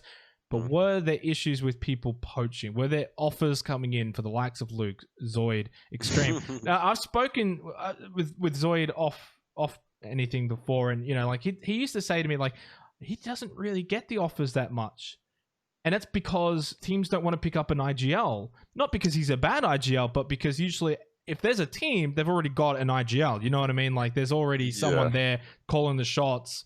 But he's also a nutty fragger. So was he getting offers? Were you getting offers? Fludd, Luke? Before we go into that, I really need to take a piss. Yeah, no, go for it. Take a piss. Cool. Yeah, easy. Go back. We'll give this a bit of a pause. Okay. Cool. All right, so we're back. How to get to Phase 3. That was what we're going to sort of talk about next as we almost get to the end of this PUBG timeline. Offers. Yes. Before Phase 3. Were they prominent? Yes, 100% they were prominent. Obviously, Zoid and Luke did the best at the Grand Slam, so they were the ones who received the most offers. Luke, I don't exactly remember the amount Luke got. I know it was like 2, 3, 4, maybe something like that. Zoid also got a couple. Like you mentioned, the whole IGL thing. He was being considered being picked up as an IGL. I think maybe he would have also been considered to be picked up as just a fragger, or maybe a secondary IGL. I can't remember exactly. But they both received offers. I don't think me and Fludd received any. There was one offer. I think there was one offer to pick up like the whole team, but I can't remember exactly what it was. I think I can't remember. Anyway, would have that been like a more of a Mangy thing? Like he would have maybe got that and looked at that? Well, no, I think because you would have had buyouts. Yeah, of course. But I think it probably had something more to do with the whole 2-1-3 rule for the region stuff. Right. So maybe the team came knocking and then realized, oh shit, we can't actually pick you all up. Yeah, because I mean, there's not much. I think it was a European org, and there wasn't much point in them picking up a whole team and then having that team play in Australia because there's not much in it for them. Anyway, so Luke received a really, really good offer, and I mean, at the end of the tournament, it was like, at this point, you can't really tell him no. And so of course, I want Luke want the best for Luke. And so he received a really ridiculous offer, and we supported him in taking it, and that's what he ended up doing. He went to Lazarus and played in NPL Phase 3, did really well. Yep. Zoid didn't take any offers. I can't remember why he didn't take them. I think he had some personal stuff, or maybe they weren't as good, or maybe he didn't see it as a viable thing. I think the big thing for us was like, do we have more of a chance of qualifying to the next event PGC through OC or through NA or EU, right? Yeah. And I think we all decided it was better to try and do it through OC. So yeah, that's pretty much what happened. You pick up Jouxy to replace Luke. Mm-hmm. What was sort of, I guess, the process with that? If I remember correctly, there was a small trialing period. It was, I think, Jouxy, Nick, and Vasily. Yeah, all three of those guys. Yeah. Yeah, we went that. Yeah. Yeah, they were obviously the most experienced, better players in the region that were available, that we were interested in, that we knew, and that had qualities that we liked. Jordan was really good with communication, and he was really solid. He was a nuts fragger, and we really liked his potential. Nick turned out to be a pretty consistent player. He was doing really well in the trials, and Vass was. It was good. It was good, but he just wasn't entirely what we were looking for. So we went down to Nick and Jouxy Jordan, and the reason we went with Jordan in the end was because we liked the potential. We thought that if we were going to really pop off at PGC, then he was the best potential pickup to pop off the most. Even though he wasn't doing as good as Nick in the trials, we thought, there's a good chance that he goes overseas and does really, really well. And we really like that prospect. Is it fair to say that at the time it was the pickup of Jouxy was more so for the potential of what he could return to, like his best, and he had that experience. Face it, GLL, Starladder, like this guy had really next to none the most amount of experience you were going to get from the next best player in the region. Nick might have been performing better at the time, but then you look at sort of the history and you think, if we can get Jouxy playing at his best, we're going to have a better player here. Yeah, exactly. That was the thought going into it. Unfortunately, going into PGC, we didn't hit many expectations, and that was because obviously we had lost Luke, and Luke brought something to the team in the form of like a secondary IGL kind of player that neither me, Jouxy, or Fludd could fulfill to Luke's potential. Well, I remember once Zoid saying he could trust Luke. Now, that's 100%. Not exactly a slight on you and Fludd. No. There's a difference in the way he mentions trust, but 100% I get what he means, and it's just the knowledge and sort of the respect. So this guy's like ridiculously good. He knows what's up. Like, not to say that you and Fludd don't know what's up, but I mean, we've seen what Luke's been able to come on and achieve. So I kind of get that process. And Jouxy probably coming into that team and going into PGC is just not going to have to worry about calling shots. He probably just wants to slot in, I assume, right? And just frag and try and just get him to frag. Yeah, exactly. It sucks that none of us could really fulfill that secondary IGL role, because it turned out to be what we really, really needed. I don't know. I assume other teams don't necessarily need a secondary IGL. Other teams work differently, but this team needed that different voice, because Zoid can only do so much. He can only call so much. And we tried it. We tried it as well. We were like trying to. I gave it a shot every now and then, and I can't remember if the other two gave it a shot, but we definitely experimented with trying to have a secondary IGL, but it didn't really work out as well as we wanted it. Let's just dive a bit deeper though into PGC, because it was the first event that you and I both attended internationally. Yes, true. Although it was a short-lived one for you, unfortunately. Unfortunately. Look, I just remember sort of going to. I actually was on the plane with Mangy. We were both flying over together. We had no knowledge of that. Of course, everything for me was booked through PUBG and OGN and whatnot. Mangy booked his own flights. Just rock up to the plane and he was there. No. I messaged him prior. I was like, "Hey, I know you're going, but like, what's your plane flight? When are you leaving again?" Yeah. He's like, "Oh yeah, this is the day." I'm like, "That's my flight. Fucking hell!" And so we just sat. It was the best. It was me and him in the middle row, right? And it's got like 6 seats or whatever, and it was just me and him. So good. It was a nice, best flight. 4 seats. Yeah. Like it was just me and Mangy in that middle row of like a Airbus or whatever. So we had so much space, like a chair on each side. And we had our little bin pile, and it was the best. Like, we ended up just chatting for like the first 4 or 5 hours. And I was like, holy shit, there's like 8 hours to go. This was my second time going to America. And I was like, this is going much quicker. Yeah. Anyway, so we get there, and I remember asking Mangy, what's your expectations for Ath here coming into PGC? And he's like, at least probably the semi-finals. Sort of the finals at OGN before the finals at the arena, something like that, around that. Obviously, he has bias, and he was like, oh yeah, they easily can make the finals at the arena. And I thought that as well. Like, really coming into this event, even with Jouxy, and there was some issues that was quite evident from even the outside that things weren't going to be the same as GLL. I tried to really sort of nail that down for everyone on a global scale. Like, yes, it's Athletico. Yes, it's still the core 3, but it's not going to be the same. Luke is really good, and losing him was not going to be something you can replace. Not in this quick, small amount of time.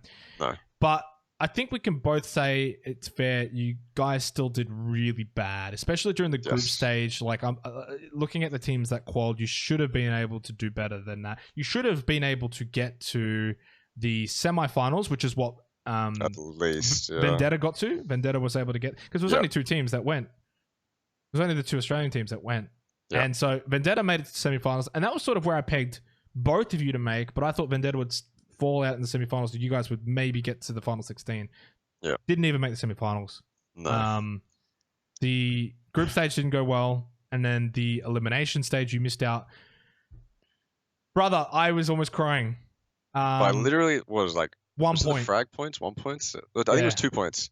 Well, 2 points for the kills, but like that, the way the final game was going, right? Because you guys started really, really slow. It was only until the last 2 games that you finished 4th and 3rd, picked up some kills, and it was like, hey, maybe you guys might be able to get to the semifinals.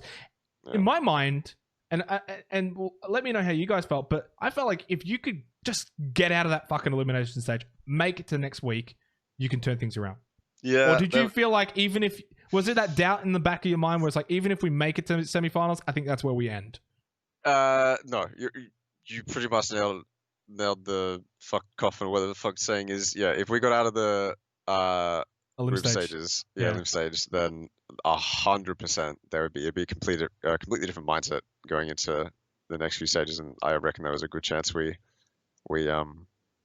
actually make it to the final stage. Because I mean, like you said, we started slow, and then we got to the end. We started figuring some stuff out, and we never got a chance to act on it. No offense to some of those teams that did qualify from the elimination stage into that next stage, but not many of them really went on and did anything anyway. You had some like Sun Sister didn't do very well. Infantry didn't do very well. Vendetta, who qualified from the groups directly and skipped the elimination stage, shit the bed in the semifinals. But they had maybe different expectations from an outside perspective. Yeah. They might have had expectations to make the final 16, but still, nonetheless, that's where your run comes to an end, in just the elimination stage. You were only there. I mean, okay, you had a bit of a small, I think it was like 3-4 days before I got there. So you might have been there a week. But like realistically, like I packed my bags for almost a month, right? And like your mindset would have been similar. Oh, I packed my bags for at least however long it was going to last, like 3 weeks, basically. 3 weeks. Yeah, I packed my bags for that long. Yeah. It's not like I wasn't going to pack my bags for 3 weeks. You know, it wasn't like I was expecting to be eliminated. No, I know that. Yeah. But yeah, no, that was rough. At that point, it was the start of the fall from grace, which we'd never really been able to live back up to. Of course, now we don't have chances to do that because of COVID. But yeah, that was the start of some pains for the team for sure. Yeah, and like I just remember watching that game live because I wasn't casting that. I'd casted the couple before. And I was watching up actually on the desk with all of the rest of the talent, and I was screaming, yelling. Yeah. You can actually, if you actually go back and watch the VOD, you can actually hear me in the background. Really? Yeah, legitimately. I would have to probably pinpoint where it's me. Yeah. Because it's not that distinguishable, but you can actually hear me. It was heartbreaking, man. Like I was fucking devastated. Yeah. Because it was just the real possibility that you guys could have easily qualified based off that game. You were doing so well. You finished third. You had 6 kills. You had the zone. Like so, in a way, you probably could have won that specific game. But you lost high ground. It was on Miramar. There was I think it was Sun Sister. Who was it? It was a team above you, and they had that massive high ground. They just had to peek over the ridge, and they were just going to spot you one by one. You would then fall. What was sort of before we move on from PGC though? That final game, that elimination stage game, the last one on Miramar. Just, I guess, what was the experience like for you, and I guess even just the team in that sort of head frame towards the end? Did you think we can do this, or was it nerves? Was it hectic comms? What was going on? To be honest with you, after I died, and it was like, I can't remember who was the last stop. I think Jordan was the last stop. Yeah, I thought we'd done it. I genuinely thought we had done it. I'd done my job. I'd gotten one more kill, died to the zone, not giving away any points. I actually thought we had done it. But of course, we were in a valley, and Sun Sister, I think the team that overtook us in the end, they were coming from they were coming from a direction we couldn't really do much about. And I can remember watching them die to the zone because they obviously knew that if we got the points on them, that there's a chance we overtake them. It was actually Red Canids, because Red Canids needed to win the game. I don't know if you recall. But there was Sun Sister was the team you were trying to get above. Yes, They had just gone out prior to you, and that's where maybe you felt like, oh, maybe we've done this. But it was because of the fact that Red Canids was still alive, and they were going to go and get the 15 points. That was the reason why you didn't make it. Yeah. We knew where they were the whole time as well. They were at a point where we couldn't like fight them, even if we wanted to 4-man just deathball them. It would be so hard to take the fight because we'd have to push over a ridge exposed to every other person in the server, and then we don't really have the drop on them because we have to run into them. And I knew where they were the whole time, but we couldn't really do much about it. So we were just kind of confined to playing in our little ridge or little valley and doing the best we could. That was at the end of the game when we didn't qualify. That was, I don't know whether it was that was probably more heartbreaking than coming second at GLL. Oh, it would have been. It would have been. Yeah, way more heartbreaking. I remember because I went up to you guys at the stage, and Jouxy was like, he looked like he was going to cry, and he almost looked like he had the face of just taking the responsibility for the poor performance. He kind of, I think, really took it because he wasn't able to live up to the Luke 12 expectations. Not that there was any expectations for him to live up to that, but yeah, you know what I mean? Like the previous tournament, you guys finished second. He comes in, you're out already. I think he maybe took that to heart. I'd love to ask him that one day, and eventually I will. But I just remember giving him a hug, gave you a hug, gave everyone a hug. Obviously, Zoid was staying. Oh yeah. Zoid had a blast. Bro, he was like, I gotta do some shit to drown my sorrows at this point. Yeah, and look, that final night was a lot of fun as well. Staying up a bit late, doing a few activities that are legal in America, but and then obviously had to say goodbye and everything. But you guys came back once Zoid came back and everything. The season came to an end, and the year came to an end as well at that. So there was a bit of time off. You did some Legion of Champions qualify thing, whatever. Who gives a shit? And then it was the whole team immunity thing, right? With that SEA tournament, which I think, if I'm correct, like probably don't have to go too deep into it, but it was mainly you just had to technically be under the immunity banner to get into that tournament or whatever. Since like Nick was kind of becoming a part of the roster, that was kind of easy to do then, right? Because it was almost like technically you guys left Athletico and all joined Nick at immunity. Yeah, pretty much. It was almost like just a simple rebrand at that point. yeah, that was all we had to do to do that. But then, of course, I mean, and then we had the whole GLL thing as well. But after that, obviously COVID happened, so we never even got to go to the Philippines to compete in that event or wherever it was. Yeah. Before that was obviously the PGS quals, which was all done online anyway. Prior to COVID, who knew? The Americas quals, yes. Yeah, for PGS. They obviously got cancelled. God, another stressful tournament. Oh my God. You finished second again there, which was now, I guess, becoming a bit of a theme that Incognito was by far a better, considered a roster that was better. Jouxy had rejoined. They had come back together. Yeah. But you guys were kind of still trying to find your feet. You were still, after all these months, trying to find a replacement for Luke. Nick comes in. Of course, he was second in these trials last time. It was easy with the whole immunity thing. You finished second, and it's like, okay, job done. We've qualified for the Americas LAN.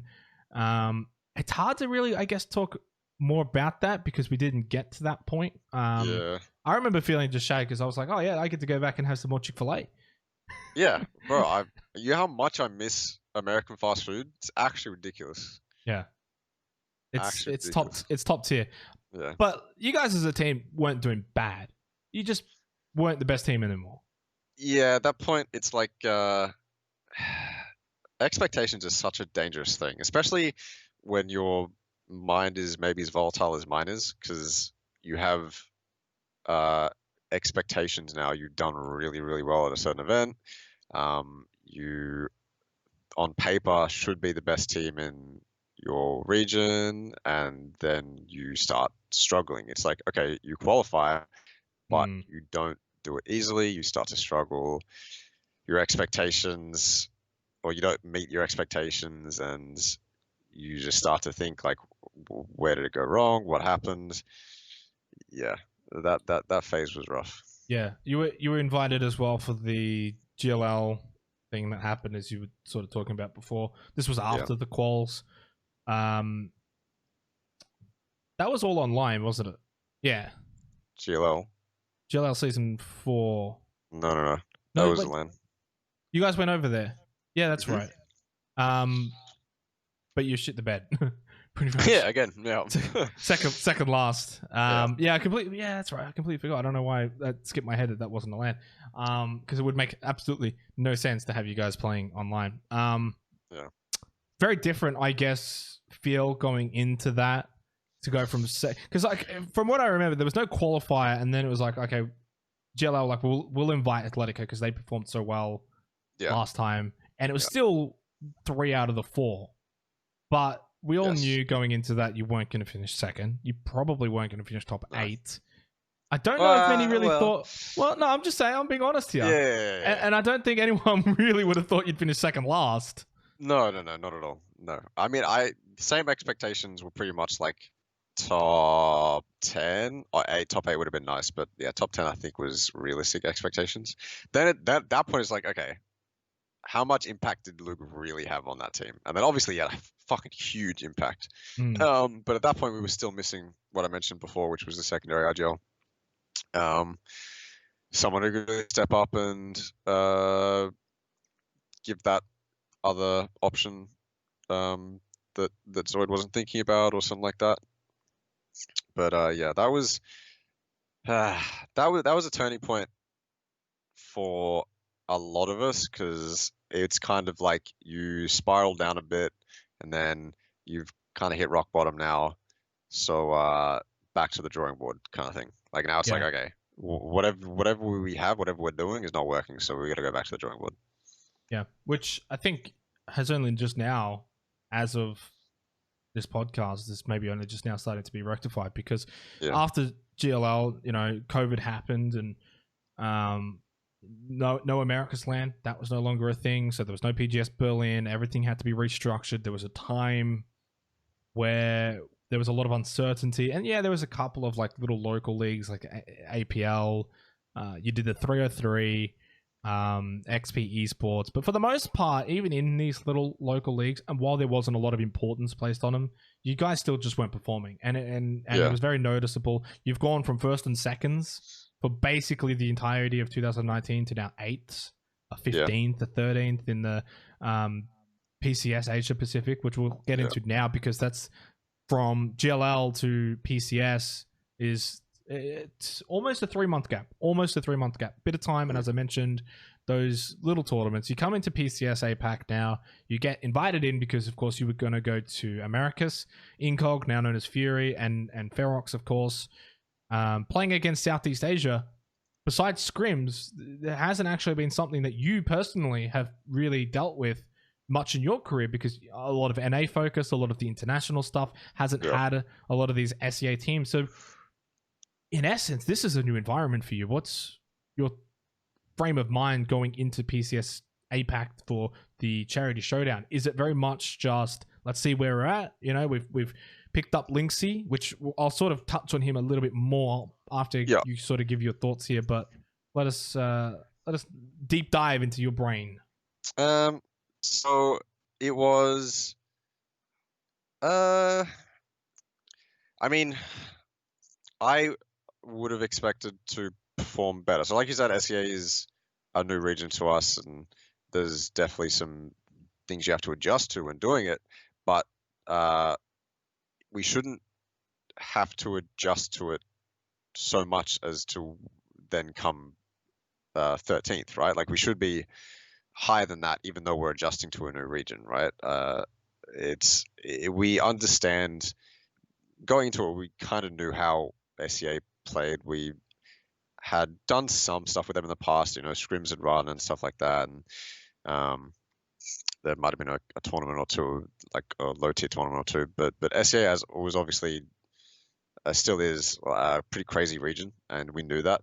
So we definitely should have placed higher. I think that was the expectations going into it. But bringing Linksy into it, he really helped to temper the expectations a little bit, and really put into perspective like what was actually happening, which was we are fielding a new player. I even mentioned to you guys in the interview after one of the days, even though we still have the core 3, bringing in a new 4th who has a lot of impact can change up things entirely and has a really big impact. So he helped to temper the expectations a bit and put into perspective that we're literally just seeing how things go, learning what's going to happen when we verse these teams, and figure out what works for us against these teams specifically. So my mind going into it was like, okay, we should do better than 13th, obviously. But coming out of it, it was like, okay, we're in kind of a new era now. The circles are hard shifting a lot. We're going to be versing SEA teams. We know that now. We know how SEA teams play. We need to adjust to that. And so looking back at Charity in retrospect, it's fine by me that we finished 13th. It was a wake-up call, and I don't know. We're being thrown into a new region that we don't really know how to verse just yet. So yeah, it's like a big scrim, I guess. But just touching a little bit prior to that, of course, Nick's departure. Oh yeah, The famous, I said on broadcast in a joking manner that I did say he was underperforming, which is why he got kicked. But it like. Being real here, we're all buddies with Nick. We all love Nick, but was that the case? It just was like, hey, this is not working, man. Like, it wasn't necessarily because he wasn't performing. I don't think he was extremely underperforming. I can't remember specifically, but we had a chat as a team, and in terms of team dynamic and a 4th that fits us and the way we work, Nick wasn't what we were looking for. That's not to say at all that Nick's a bad player or anything like that. Oh god, no, he's a really good player. He's been around for a long time. It's just that these things happen. But was Linksy on the cards at this point? Yeah, he was on the cards. After dropping Nick, he was definitely on the cards. Yeah. Right. So really Linksy wasn't part of the discussion around Nick's departure. He wasn't. No, it wasn't like we're going to kick you to get Linksy. No, not at all. In fact, he would have actually come up a little bit after. So we kicked Nick, and then we made a list of players that didn't include Linksy, and he only popped up maybe a couple days later, as a potential. Yeah. So obviously you find Linksy, you find out that he's available during the whole COVID mess. He has to come back from PEL. He's got experience. He's a fragger, and he's probably someone who fits the bill of being able to give that second IGL because of his experience, and because of his experience, you know, Zoid's going to be able to trust him. And I would imagine it wasn't too many trial scrims weren't necessary. I'd imagine to say, yeah, or were any even necessary? Like if Linksy comes knocking, like you're probably like. I think even if we didn't get to scrim with him, he still would have been on the cards. But we did get to scrim with him a bit, and he immediately showed that secondary voice, right? Which, like I said, we've been looking for ages, and was super crucial to our success at GLL. And so immediately that caught our interest. We obviously throughout the scrims, and whether it was OC or SEA, whether it was the charity events or not, he showed a really high level of consistency and a really high level of understanding of the game. And if you can bring that to a team on top of having a secondary voice, then that's super important to us. So yeah. It's around this time Valk steps away from the team. I'm assuming he steps away. It was probably amicable. So we wanted a coach that could put time into being like a proper coach. So Valk took on more of a managerial role.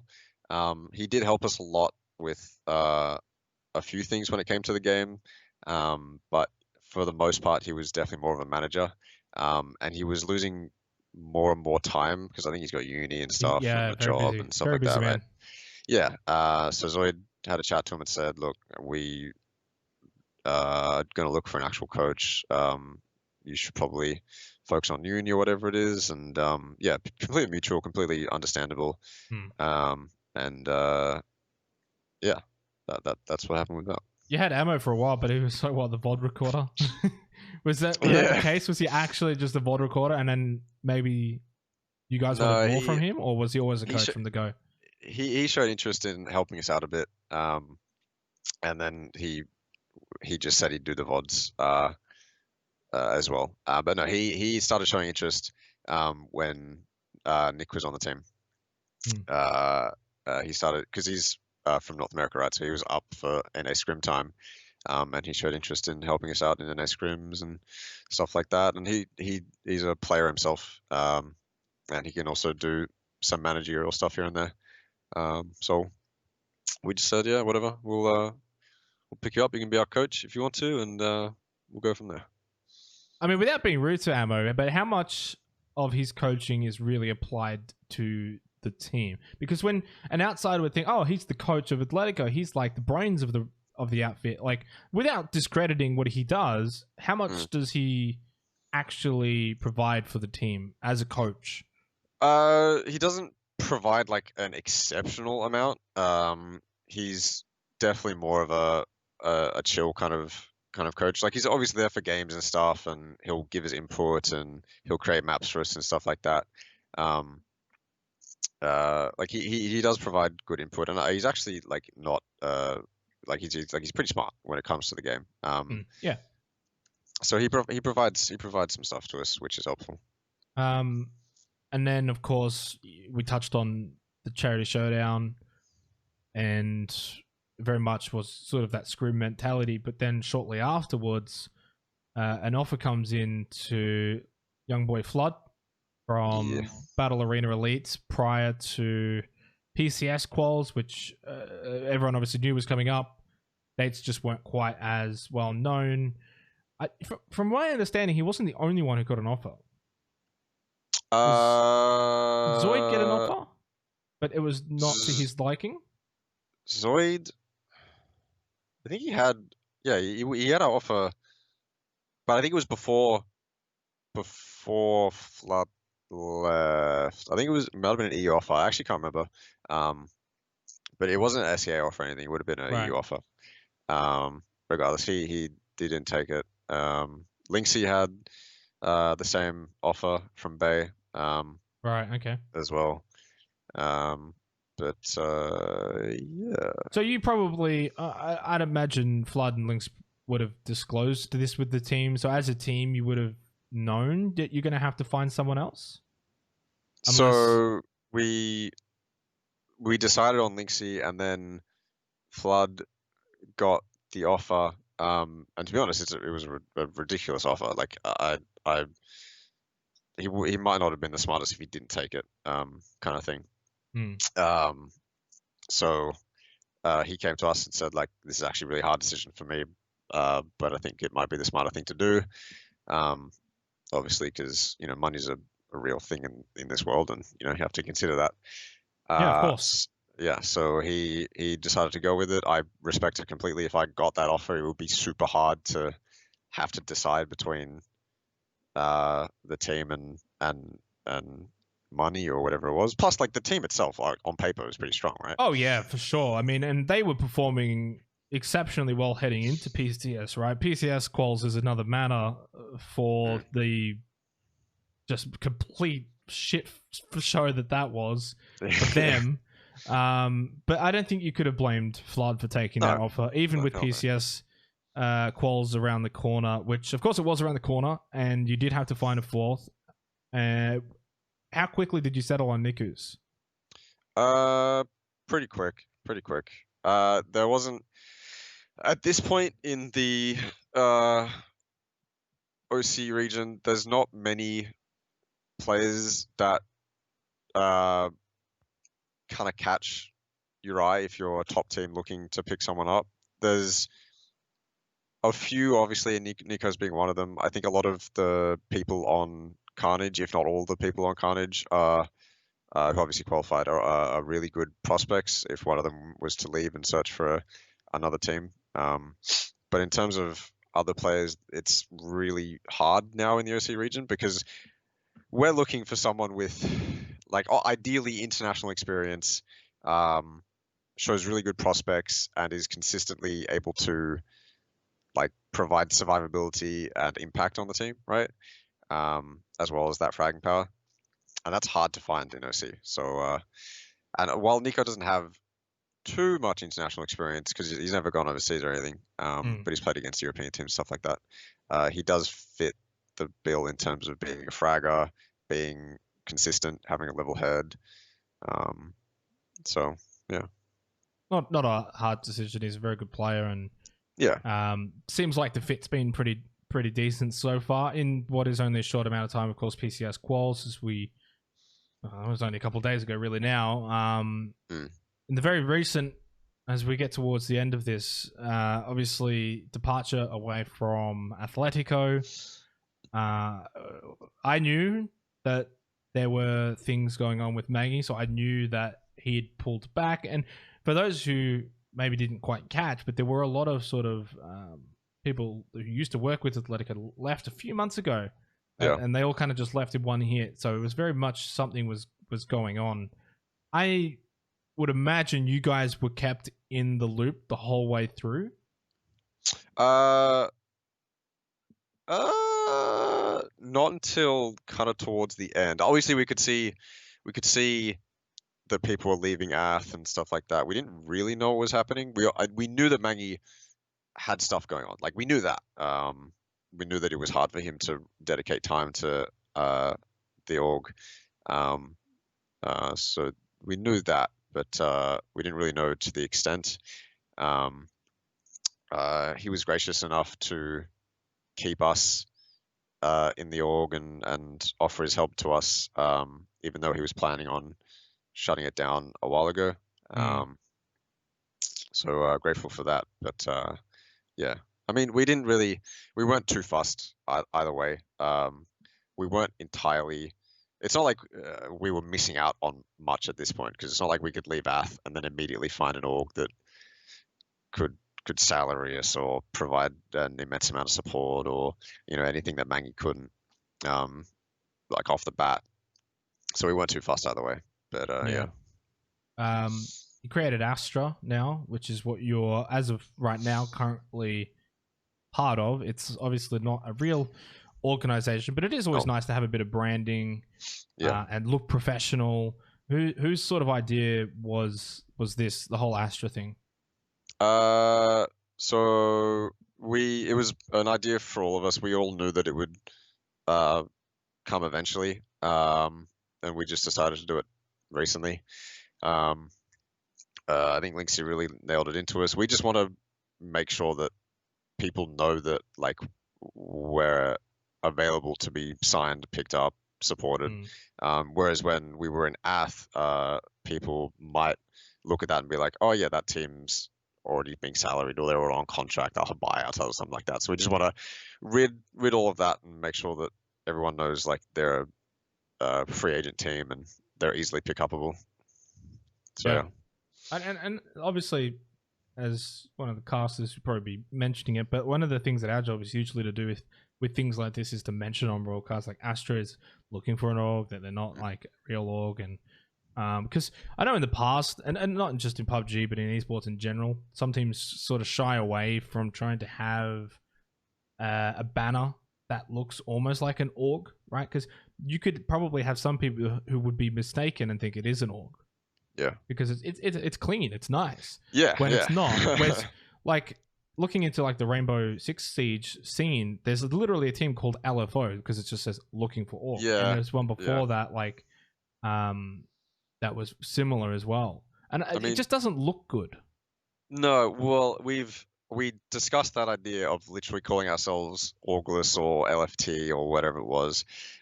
It's overdone, cheesy. We didn't really want it. And I think for the most part, just having a brand, especially if someone can go look on that brand's Twitter account or if the players are advertising it, the brand shouldn't really matter too much because people should recognize that it's not an actual org and, you know. Yeah. I mean, also just anyone who has any idea from the PUBG ecosystem is going to see the names and be familiar, especially with yourself and Zoid.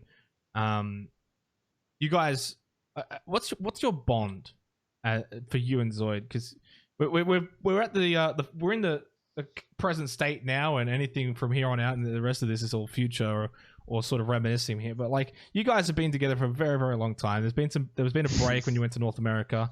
Yeah. Do you have a close bond, like of course, out of the game as well? Yeah, well, okay. So out of the game, both of us are extremely socially awkward people. So that that. No, really? Tenzin? No. Oh god, that plays into it a little bit because it's not like we can both start up a conversation really well and continue it. Both of us aren't, but I'd imagine both of us are introverts until you get some drinks into us, and that it might be a bit easier. But yeah, no, the bond is close, and at this point in game, there's not much he does that I don't really recognize. He can make a call that I'll immediately recognize and understand what he means, and Linksy's sitting there confused. Nico has no idea what's going on, and I'm just like, yeah, I know exactly what's happening here. But yeah, it's been a long time. It's been a long time. There's a lot of positives that come with that, and as you said, yeah, like little things like that where you are able to distinguish sort of what he's actually on about, whereas maybe some people aren't always able to do that. So people got to understand, when he says left, he actually means right. When he says south, he actually means north. Yeah. It can get a little bit the dude paced and antic and all over the place sometimes. The dude's the one guy I know who genuinely consistently mixes up his lefts and rights, yeses and nos, north and south. Well, we did one of the PUBG Partners tournaments. It was 3 in the morning, 4 in the morning. And and he was IGLing for us. Yeah. And the second game that we played was, it was all fun and games. But then the second game, we actually ended up finishing like 3rd or something with like a couple of kills. We did really well. I actually killed Iro, so I was happy. Oh, nice. But as the game got serious, so did his comms, and it was just that hectic, classic Zoid comms. And he's a great player, Zoid, and I definitely want to try and get him on at some point because there's a lot to learn from that man. There's a lot to unpack in that guy's head for sure. One thing I want to sort of bring up for you is parent support, because you're a young fella, and it's been like 3 years or whatever. So when you started, I think you might have been 18. Yes. When you started, And obviously, anyone who's aware of the Oceanic region and PUBG knows that your dad's a massive, massive supporter. What's that like, having as the confidence to know that your parents sort of back you in what you do? It is a big, I mean, it's big in a lot of ways, but to know that they're not going to pressure me or stress me out to do anything else is really big. And to know that they not only understand, but they support it in the first place is really big. Obviously, it's taken time for them to come around to it. But in the last few years, ever since PUBG, they've been super supportive and understanding, and have honestly, they've sacrificed a few things here and there to allow me to, or to support me in more ways than just like verbally and mentally supporting me. So it's huge from them, to be honest. They do a lot to support it. Yeah, because for at least esports in general, not just PUBG, a lot of parents aren't always the most supportive. You hear a lot of stories, especially in the big leagues. Like, one of the more famous ones is like Double Lift, and his parents like basically disowned him and like kicked him out and shit. Really?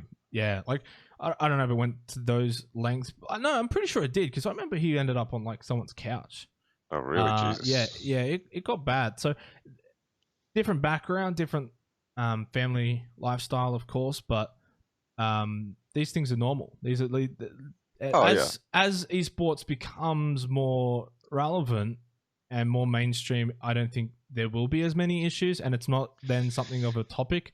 But over the last couple of years, and still even some degrees today, parent support is extremely valuable for a lot of kids wanting to get into esports. You look at like Fortnite and shit as well. Like they're young kids. Like it's actually, because when you think about it, if you're a young kid and you get into esports at a young age, right?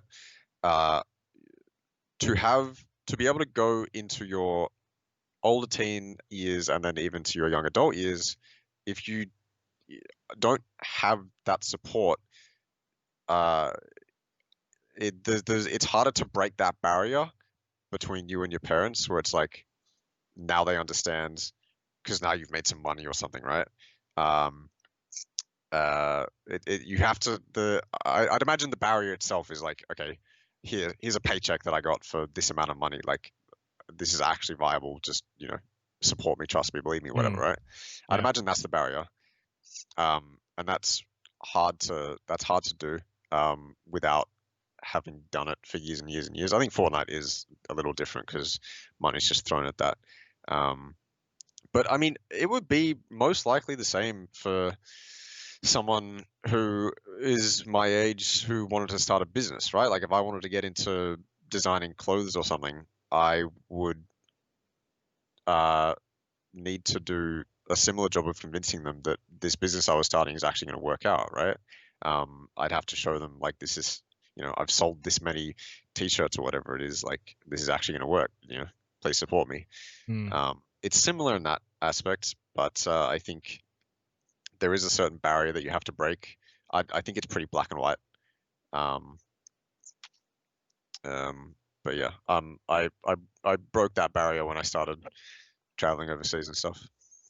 Yeah, I think it makes it easier, right? I love the business analogy, because it really kind of is like a business, like a brand, and you're putting the time into it to then get something out, an outcome, generally monetary outcome, which then if you're able to get, kind of just shows the fruits of your labor. That's not always going to be the case, right? Because you're very fortunate that you've had a very successful career so far, whereas you think about sort of the people you've been playing against, the I won't say like even the Nick101s, but like, let's say the teams that have been constantly around like 6th, 7th, or even 5th, don't quite get that monetary gain, and yet they're still competing, and yet they're still playing against like you guys as a team. Yeah. That must make it then harder for them, depending obviously on how old they are. Some of them are adults. Yeah. Well, that's the thing, right? The age limit is 18. So at that point, you're starting to be you're starting to do all the adult things. You might have a part-time job or something like that. This is why I think the age rule of 18 should be lowered to like 16 or 17, because when you're 16 or 17, you have a really, really, really good chance at proving to your parents that it is a viable career. And you have a lot more time than when you leave school, or you leave whatever you're doing, right? So that's why I think it's rough, especially for PUBG at least, because a lot of these teams that we verse now, they're all above the age of 18, and that impacts the scene in a certain way because there's no young talent or anything coming up that have the chance to prove it to their parents that it's viable. So a lot of the teams nowadays are playing it because they enjoy it, or maybe they're on the cusp of having a chance to qualify for a bunch of things. But yeah, it's why I think the age limit thing really. I mean, there's no. I doubt there's any, at least Oceanic PUBG player who's going to their parents right now and being like, "Yeah, I can make PUBG a career," because they have to wait like 1 or 2 years before they can actually play. And when you explain that to your parents, it's like, yeah, that's hard. It's like, I want to put so much time into this thing, and then in 2 years I'll be able to play it. Where it's like, well, what if you put time into it and it doesn't work out? You've just wasted 2 years. So yeah.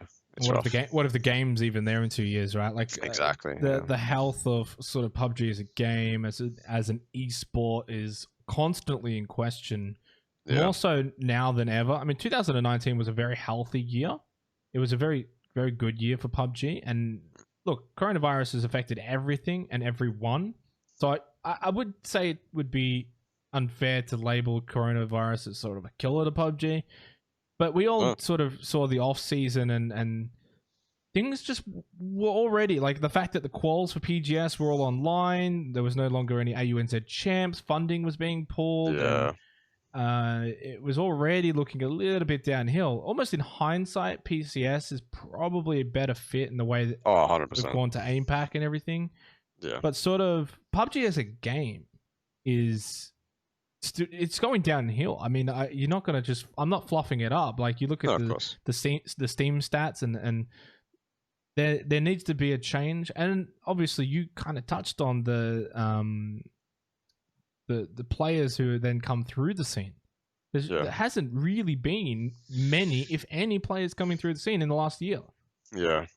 I mean, that is probably a region thing, just because it's so hard for a player on the outside looking in to be like, okay, there's 3 slots for this international LAN or international tournament qualifier. 2 of them are already taken by, on paper, the 2 better teams, and then what's the chance we get the 3rd slot? I think that probably weighs on a lot of people who want to come through the scene. You obviously have the scene impacted by the age limit rule. The support, the infrastructure in the OC scene at least isn't entirely the best it could be. I genuinely think towards the end of 2019 was looking pretty grim, but now that everything's online, you have these PCS tournaments. I actually think it's going in the right direction. I think this is probably what they should have done before they chucked a bunch of money into the NPL and the PEL and stuff like that. They should have started with creating a really good foundation. 2019, while 2019 was like a good year for it, it was also like PUBG was just chucking money at these lands that weren't bringing in enough viewership and stuff like that. You could also say the same for things like Fortnite and their like whole $100 million thing. How much did they really recoup from that? Probably not much. No, but I mean, they put so much money into the NPL, and then they were getting like 4,000 or 5,000 views each day it happened, right? And because I was there, the production value was insane. Like they were chucking $100,000 into that, and they were getting back almost, I don't know how much it was, but I doubt they were getting much back. Not much. No. And so I totally understand why they stopped doing the phases. I just think, I mean, like I said, I think PCS is a really, really good thing. I genuinely think they've been able to stop the inevitable death of the esports scene. I think they've been able to get people back on board, because a lot of these tournaments are super accessible. I think looking at NA, I think it's really easy for a lot of people to be intrigued at that because there's lots of money split between all the placements. EU as well. I think PCS is really good for it, and I think if they make the right decisions this time around, I think Small is doing a really good job. Small in the esports team is doing a really good job at making good decisions this time around. So I think if they continue to do that, and they continue to bridge the gap between the casual player base and the competitive player base, I think the esports scene can go on an upwards trend again. I agree. I definitely agree. Like as a caster, I'm always looking at other opportunities. I've started to cast Rainbow Six now as well, and that's been going really well for me. And then you also, I think, as a player, would probably look at other opportunities, right? And in a sense, a game that has just come out is, of course, Valorant, very similar to CS:GO, which you started with. Is there ever sort of that thing in the back of your mind that says maybe I might try a different esports title, or like, do you look at PUBG as like a sinking ship? You're going to stay at it till the end, or would you ever jump off? I don't think I'd ever jump off unless I genuinely started hating playing the game. I don't hate playing it just yet. Yeah. It can be frustrating at sometimes, but I've been through this with CS before as well. Because that was obviously not a sinking ship. That was on the up and up. I just didn't like playing it, and I think I've had the same thoughts I had when I quit CS in terms of PUBG sometimes, but I kind of put them in the back of my mind now and think like I still enjoy this. I'm going to ride it out until it genuinely isn't viable anymore. But in terms of playing other games, I don't think I'll try to. I mean, I can't really try and do well in Valorant now without sacrificing PUBG time, right? So that's not viable. Yeah. I would have to fully quit PUBG if I wanted to try something else, but I don't know if Valorant would really be what I wanted to play. I don't know whether another esport's going to come around soon enough that I'm genuinely interested in. I don't know. This is something that I've obviously thought about, but it's hard to get a distinctive answer.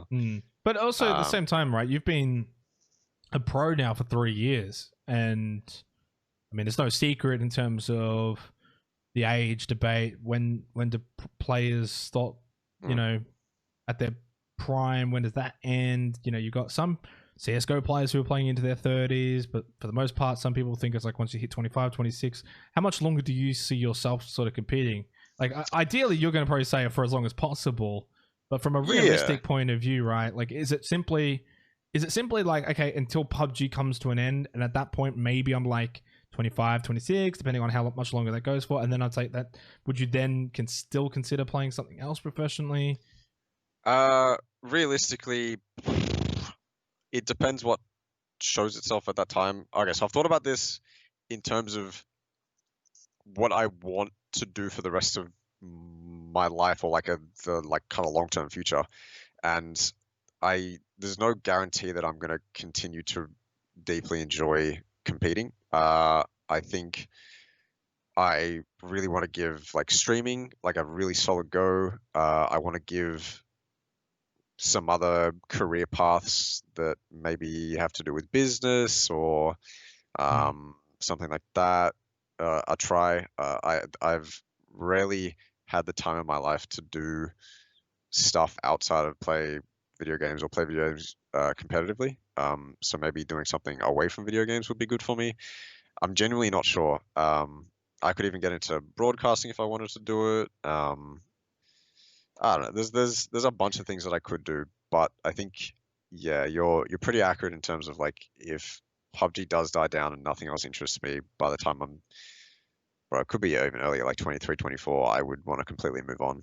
I think for the most part, I'd want to stay in video games because it's just what I love, well, right? at least, yeah, like even just the esports ecosystem. Yeah. And that's I think the goal, you know, for even someone like myself. You know, I look at it and say, casters typically can obviously go a bit longer, but then eventually it's like to the day that maybe you stop casting, you can then, as you said, move into the business side of things.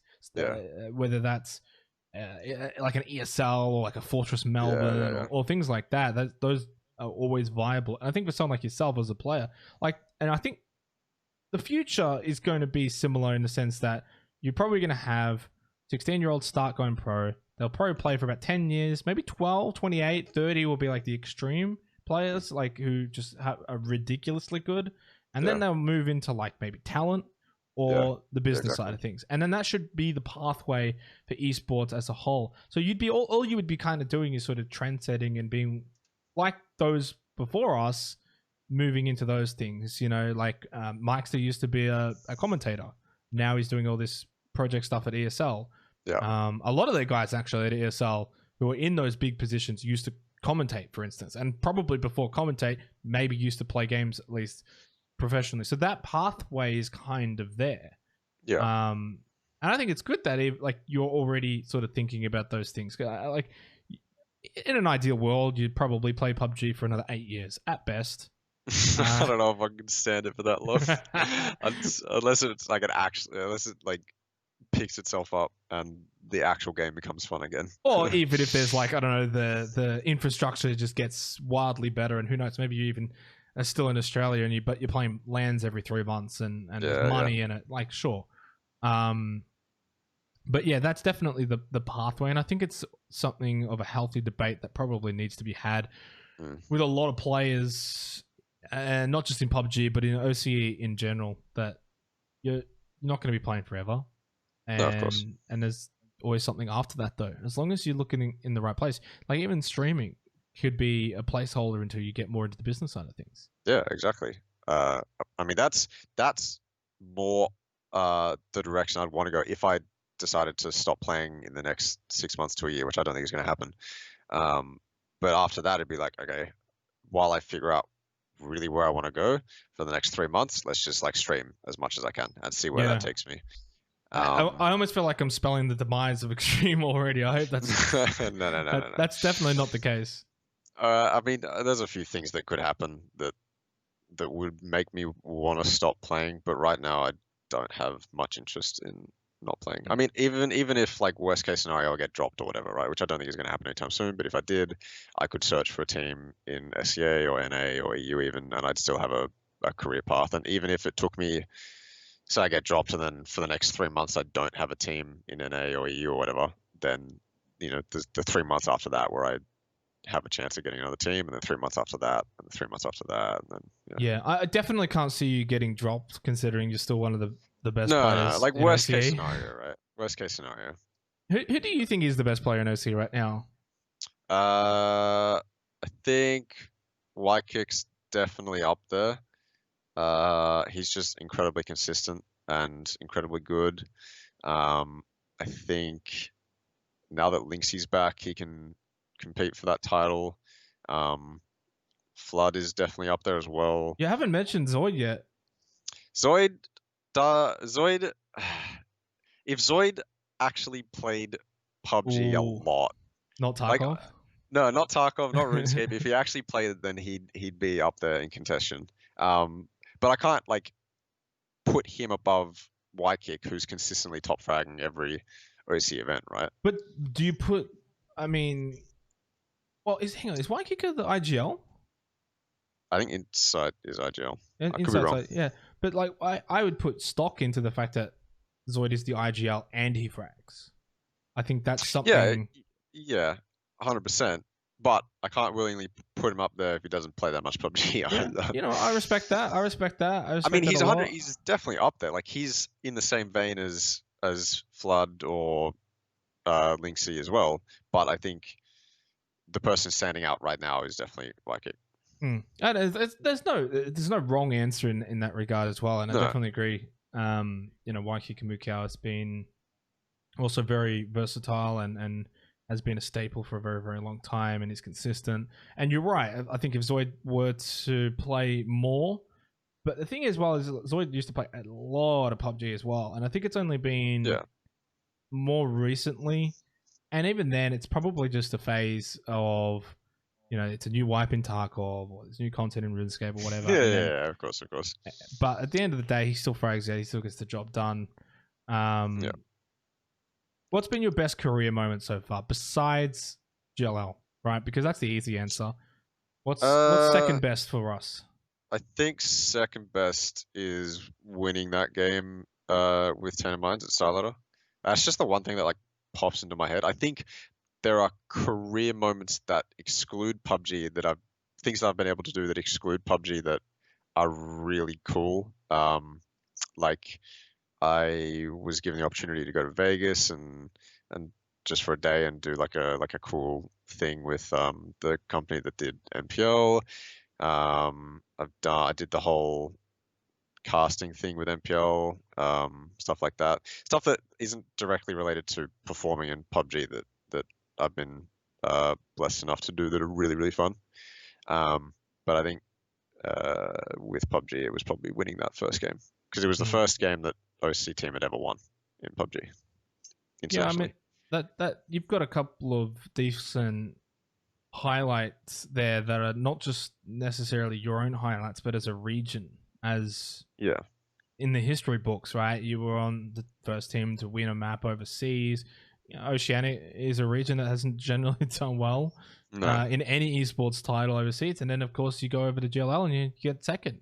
Yeah, like that's I mean, eventually that's going to be beaten. Eventually, whether it's PUBG or in another esport, you're going to have something crazy. Like from an individual standpoint, the guy who won Dota 2, who's actually won it twice now. Anna, yeah, he probably has has that. He holds the title. He holds the title from an individual point. But obviously the rest of his team wasn't Australian, so you can't give that there. But hopefully your record does get broken. Maybe by yourself again. First place in the future. Who knows? Would you count something like PCS APAC if you were to win that? I don't think you could say it would be as good. No. But I wouldn't. When you consider the prize pool and you consider the fact that it's still decent competition, it would still be a massive thing to win. It would be up there for sure. Yeah. But it's like GLL was a LAN with a crowd. What if PCS APAC was a LAN? Everything else is the same, but it's a LAN. No, it still wouldn't be as big. Because I don't consider the competition we'd be versing better than if it was an entirely Western tournament. That's fair enough. I would agree with that. I think most people would agree with that as well. The thing is, though, is that there would be some people who would look at GLL and say, well, it was Western teams only. Yes. That. So, potato, potato, mate. I think, look, I agree with you, and it certainly would be up there. I'd still consider the second place at GLL to be a better achievement. But yeah, PCS APAC coming up in a week's time, roughly. Yeah, you guys have been preparing. You've been scrimming. How's the team feeling? Don't try and jinx yourself too much going into it. No. Well, we know what we're up against now, and we have a roster that we're happy with, and so now it's sorting out drop spots, making sure we're comfortable in where we're looting, first off, and then, like I said, we know what we're up against now, so going into it, the expectations are definitely somewhere in the top 10. I just don't know how good a lot of these SEA teams are going to be compared to last time. I know the Myth didn't qualify. There's a couple other teams like Archangel Predator and stuff that didn't qualify either. So I don't know how the competition is going to differ in that way, but who knows, man? I think our expectations are to do well. I don't really know how to define well just yet, but definitely not 13th. Yeah, you don't want to put a place on it. You don't want to say probably top 10, top 8. If you play well, sometimes you can play well but not place. well. It's really weird, but you can do that. And I think for you guys as a team, that's probably the goal here, is play better than we did last time. And well, technically anything over. Really, you got the better position to be in this time around, because you can technically do worse, but hopefully you don't. And anything then is going to be better, right? Yeah. I mean, look, we have a solid mindset in terms of, as long as we recognize that we're playing well and we can identify that we're playing well, and in a certain scenario each game, there is nothing more we could do than what we did. Obviously, that's not going to happen every game, but for the most part, if that's how the games are going, then we can't be anything but, happy with our performance. Any shout outs as we close this off? I know you've probably got a lot of people to thank. It's been a long career. Any special mentions? Look, if I didn't shout out Bench for inviting me to Starladder, it'd be a travesty. He definitely gave me a really good opportunity that kickstarted the whole thing. So definitely shout out to Ben. Shout out to, Ghost 100%, Wildcard 100%. Both for organizations and the people within those organizations were super supportive and super understanding of everything, and I'm grateful forever for those opportunities. Mangy has obviously done a bunch for us, like a shitload for us. So I'm super grateful to him. I've gained a bunch of friends along the way, man, yourself included. And I don't know, like, you've given me an opportunity here to reflect on a career that I thought was honestly longer than it has been. I thought it had been like ages. Like, I look back and I think, damn, it's been like, it has been 3 years, but everything started to really only pop off in the last 2 years, year and a half.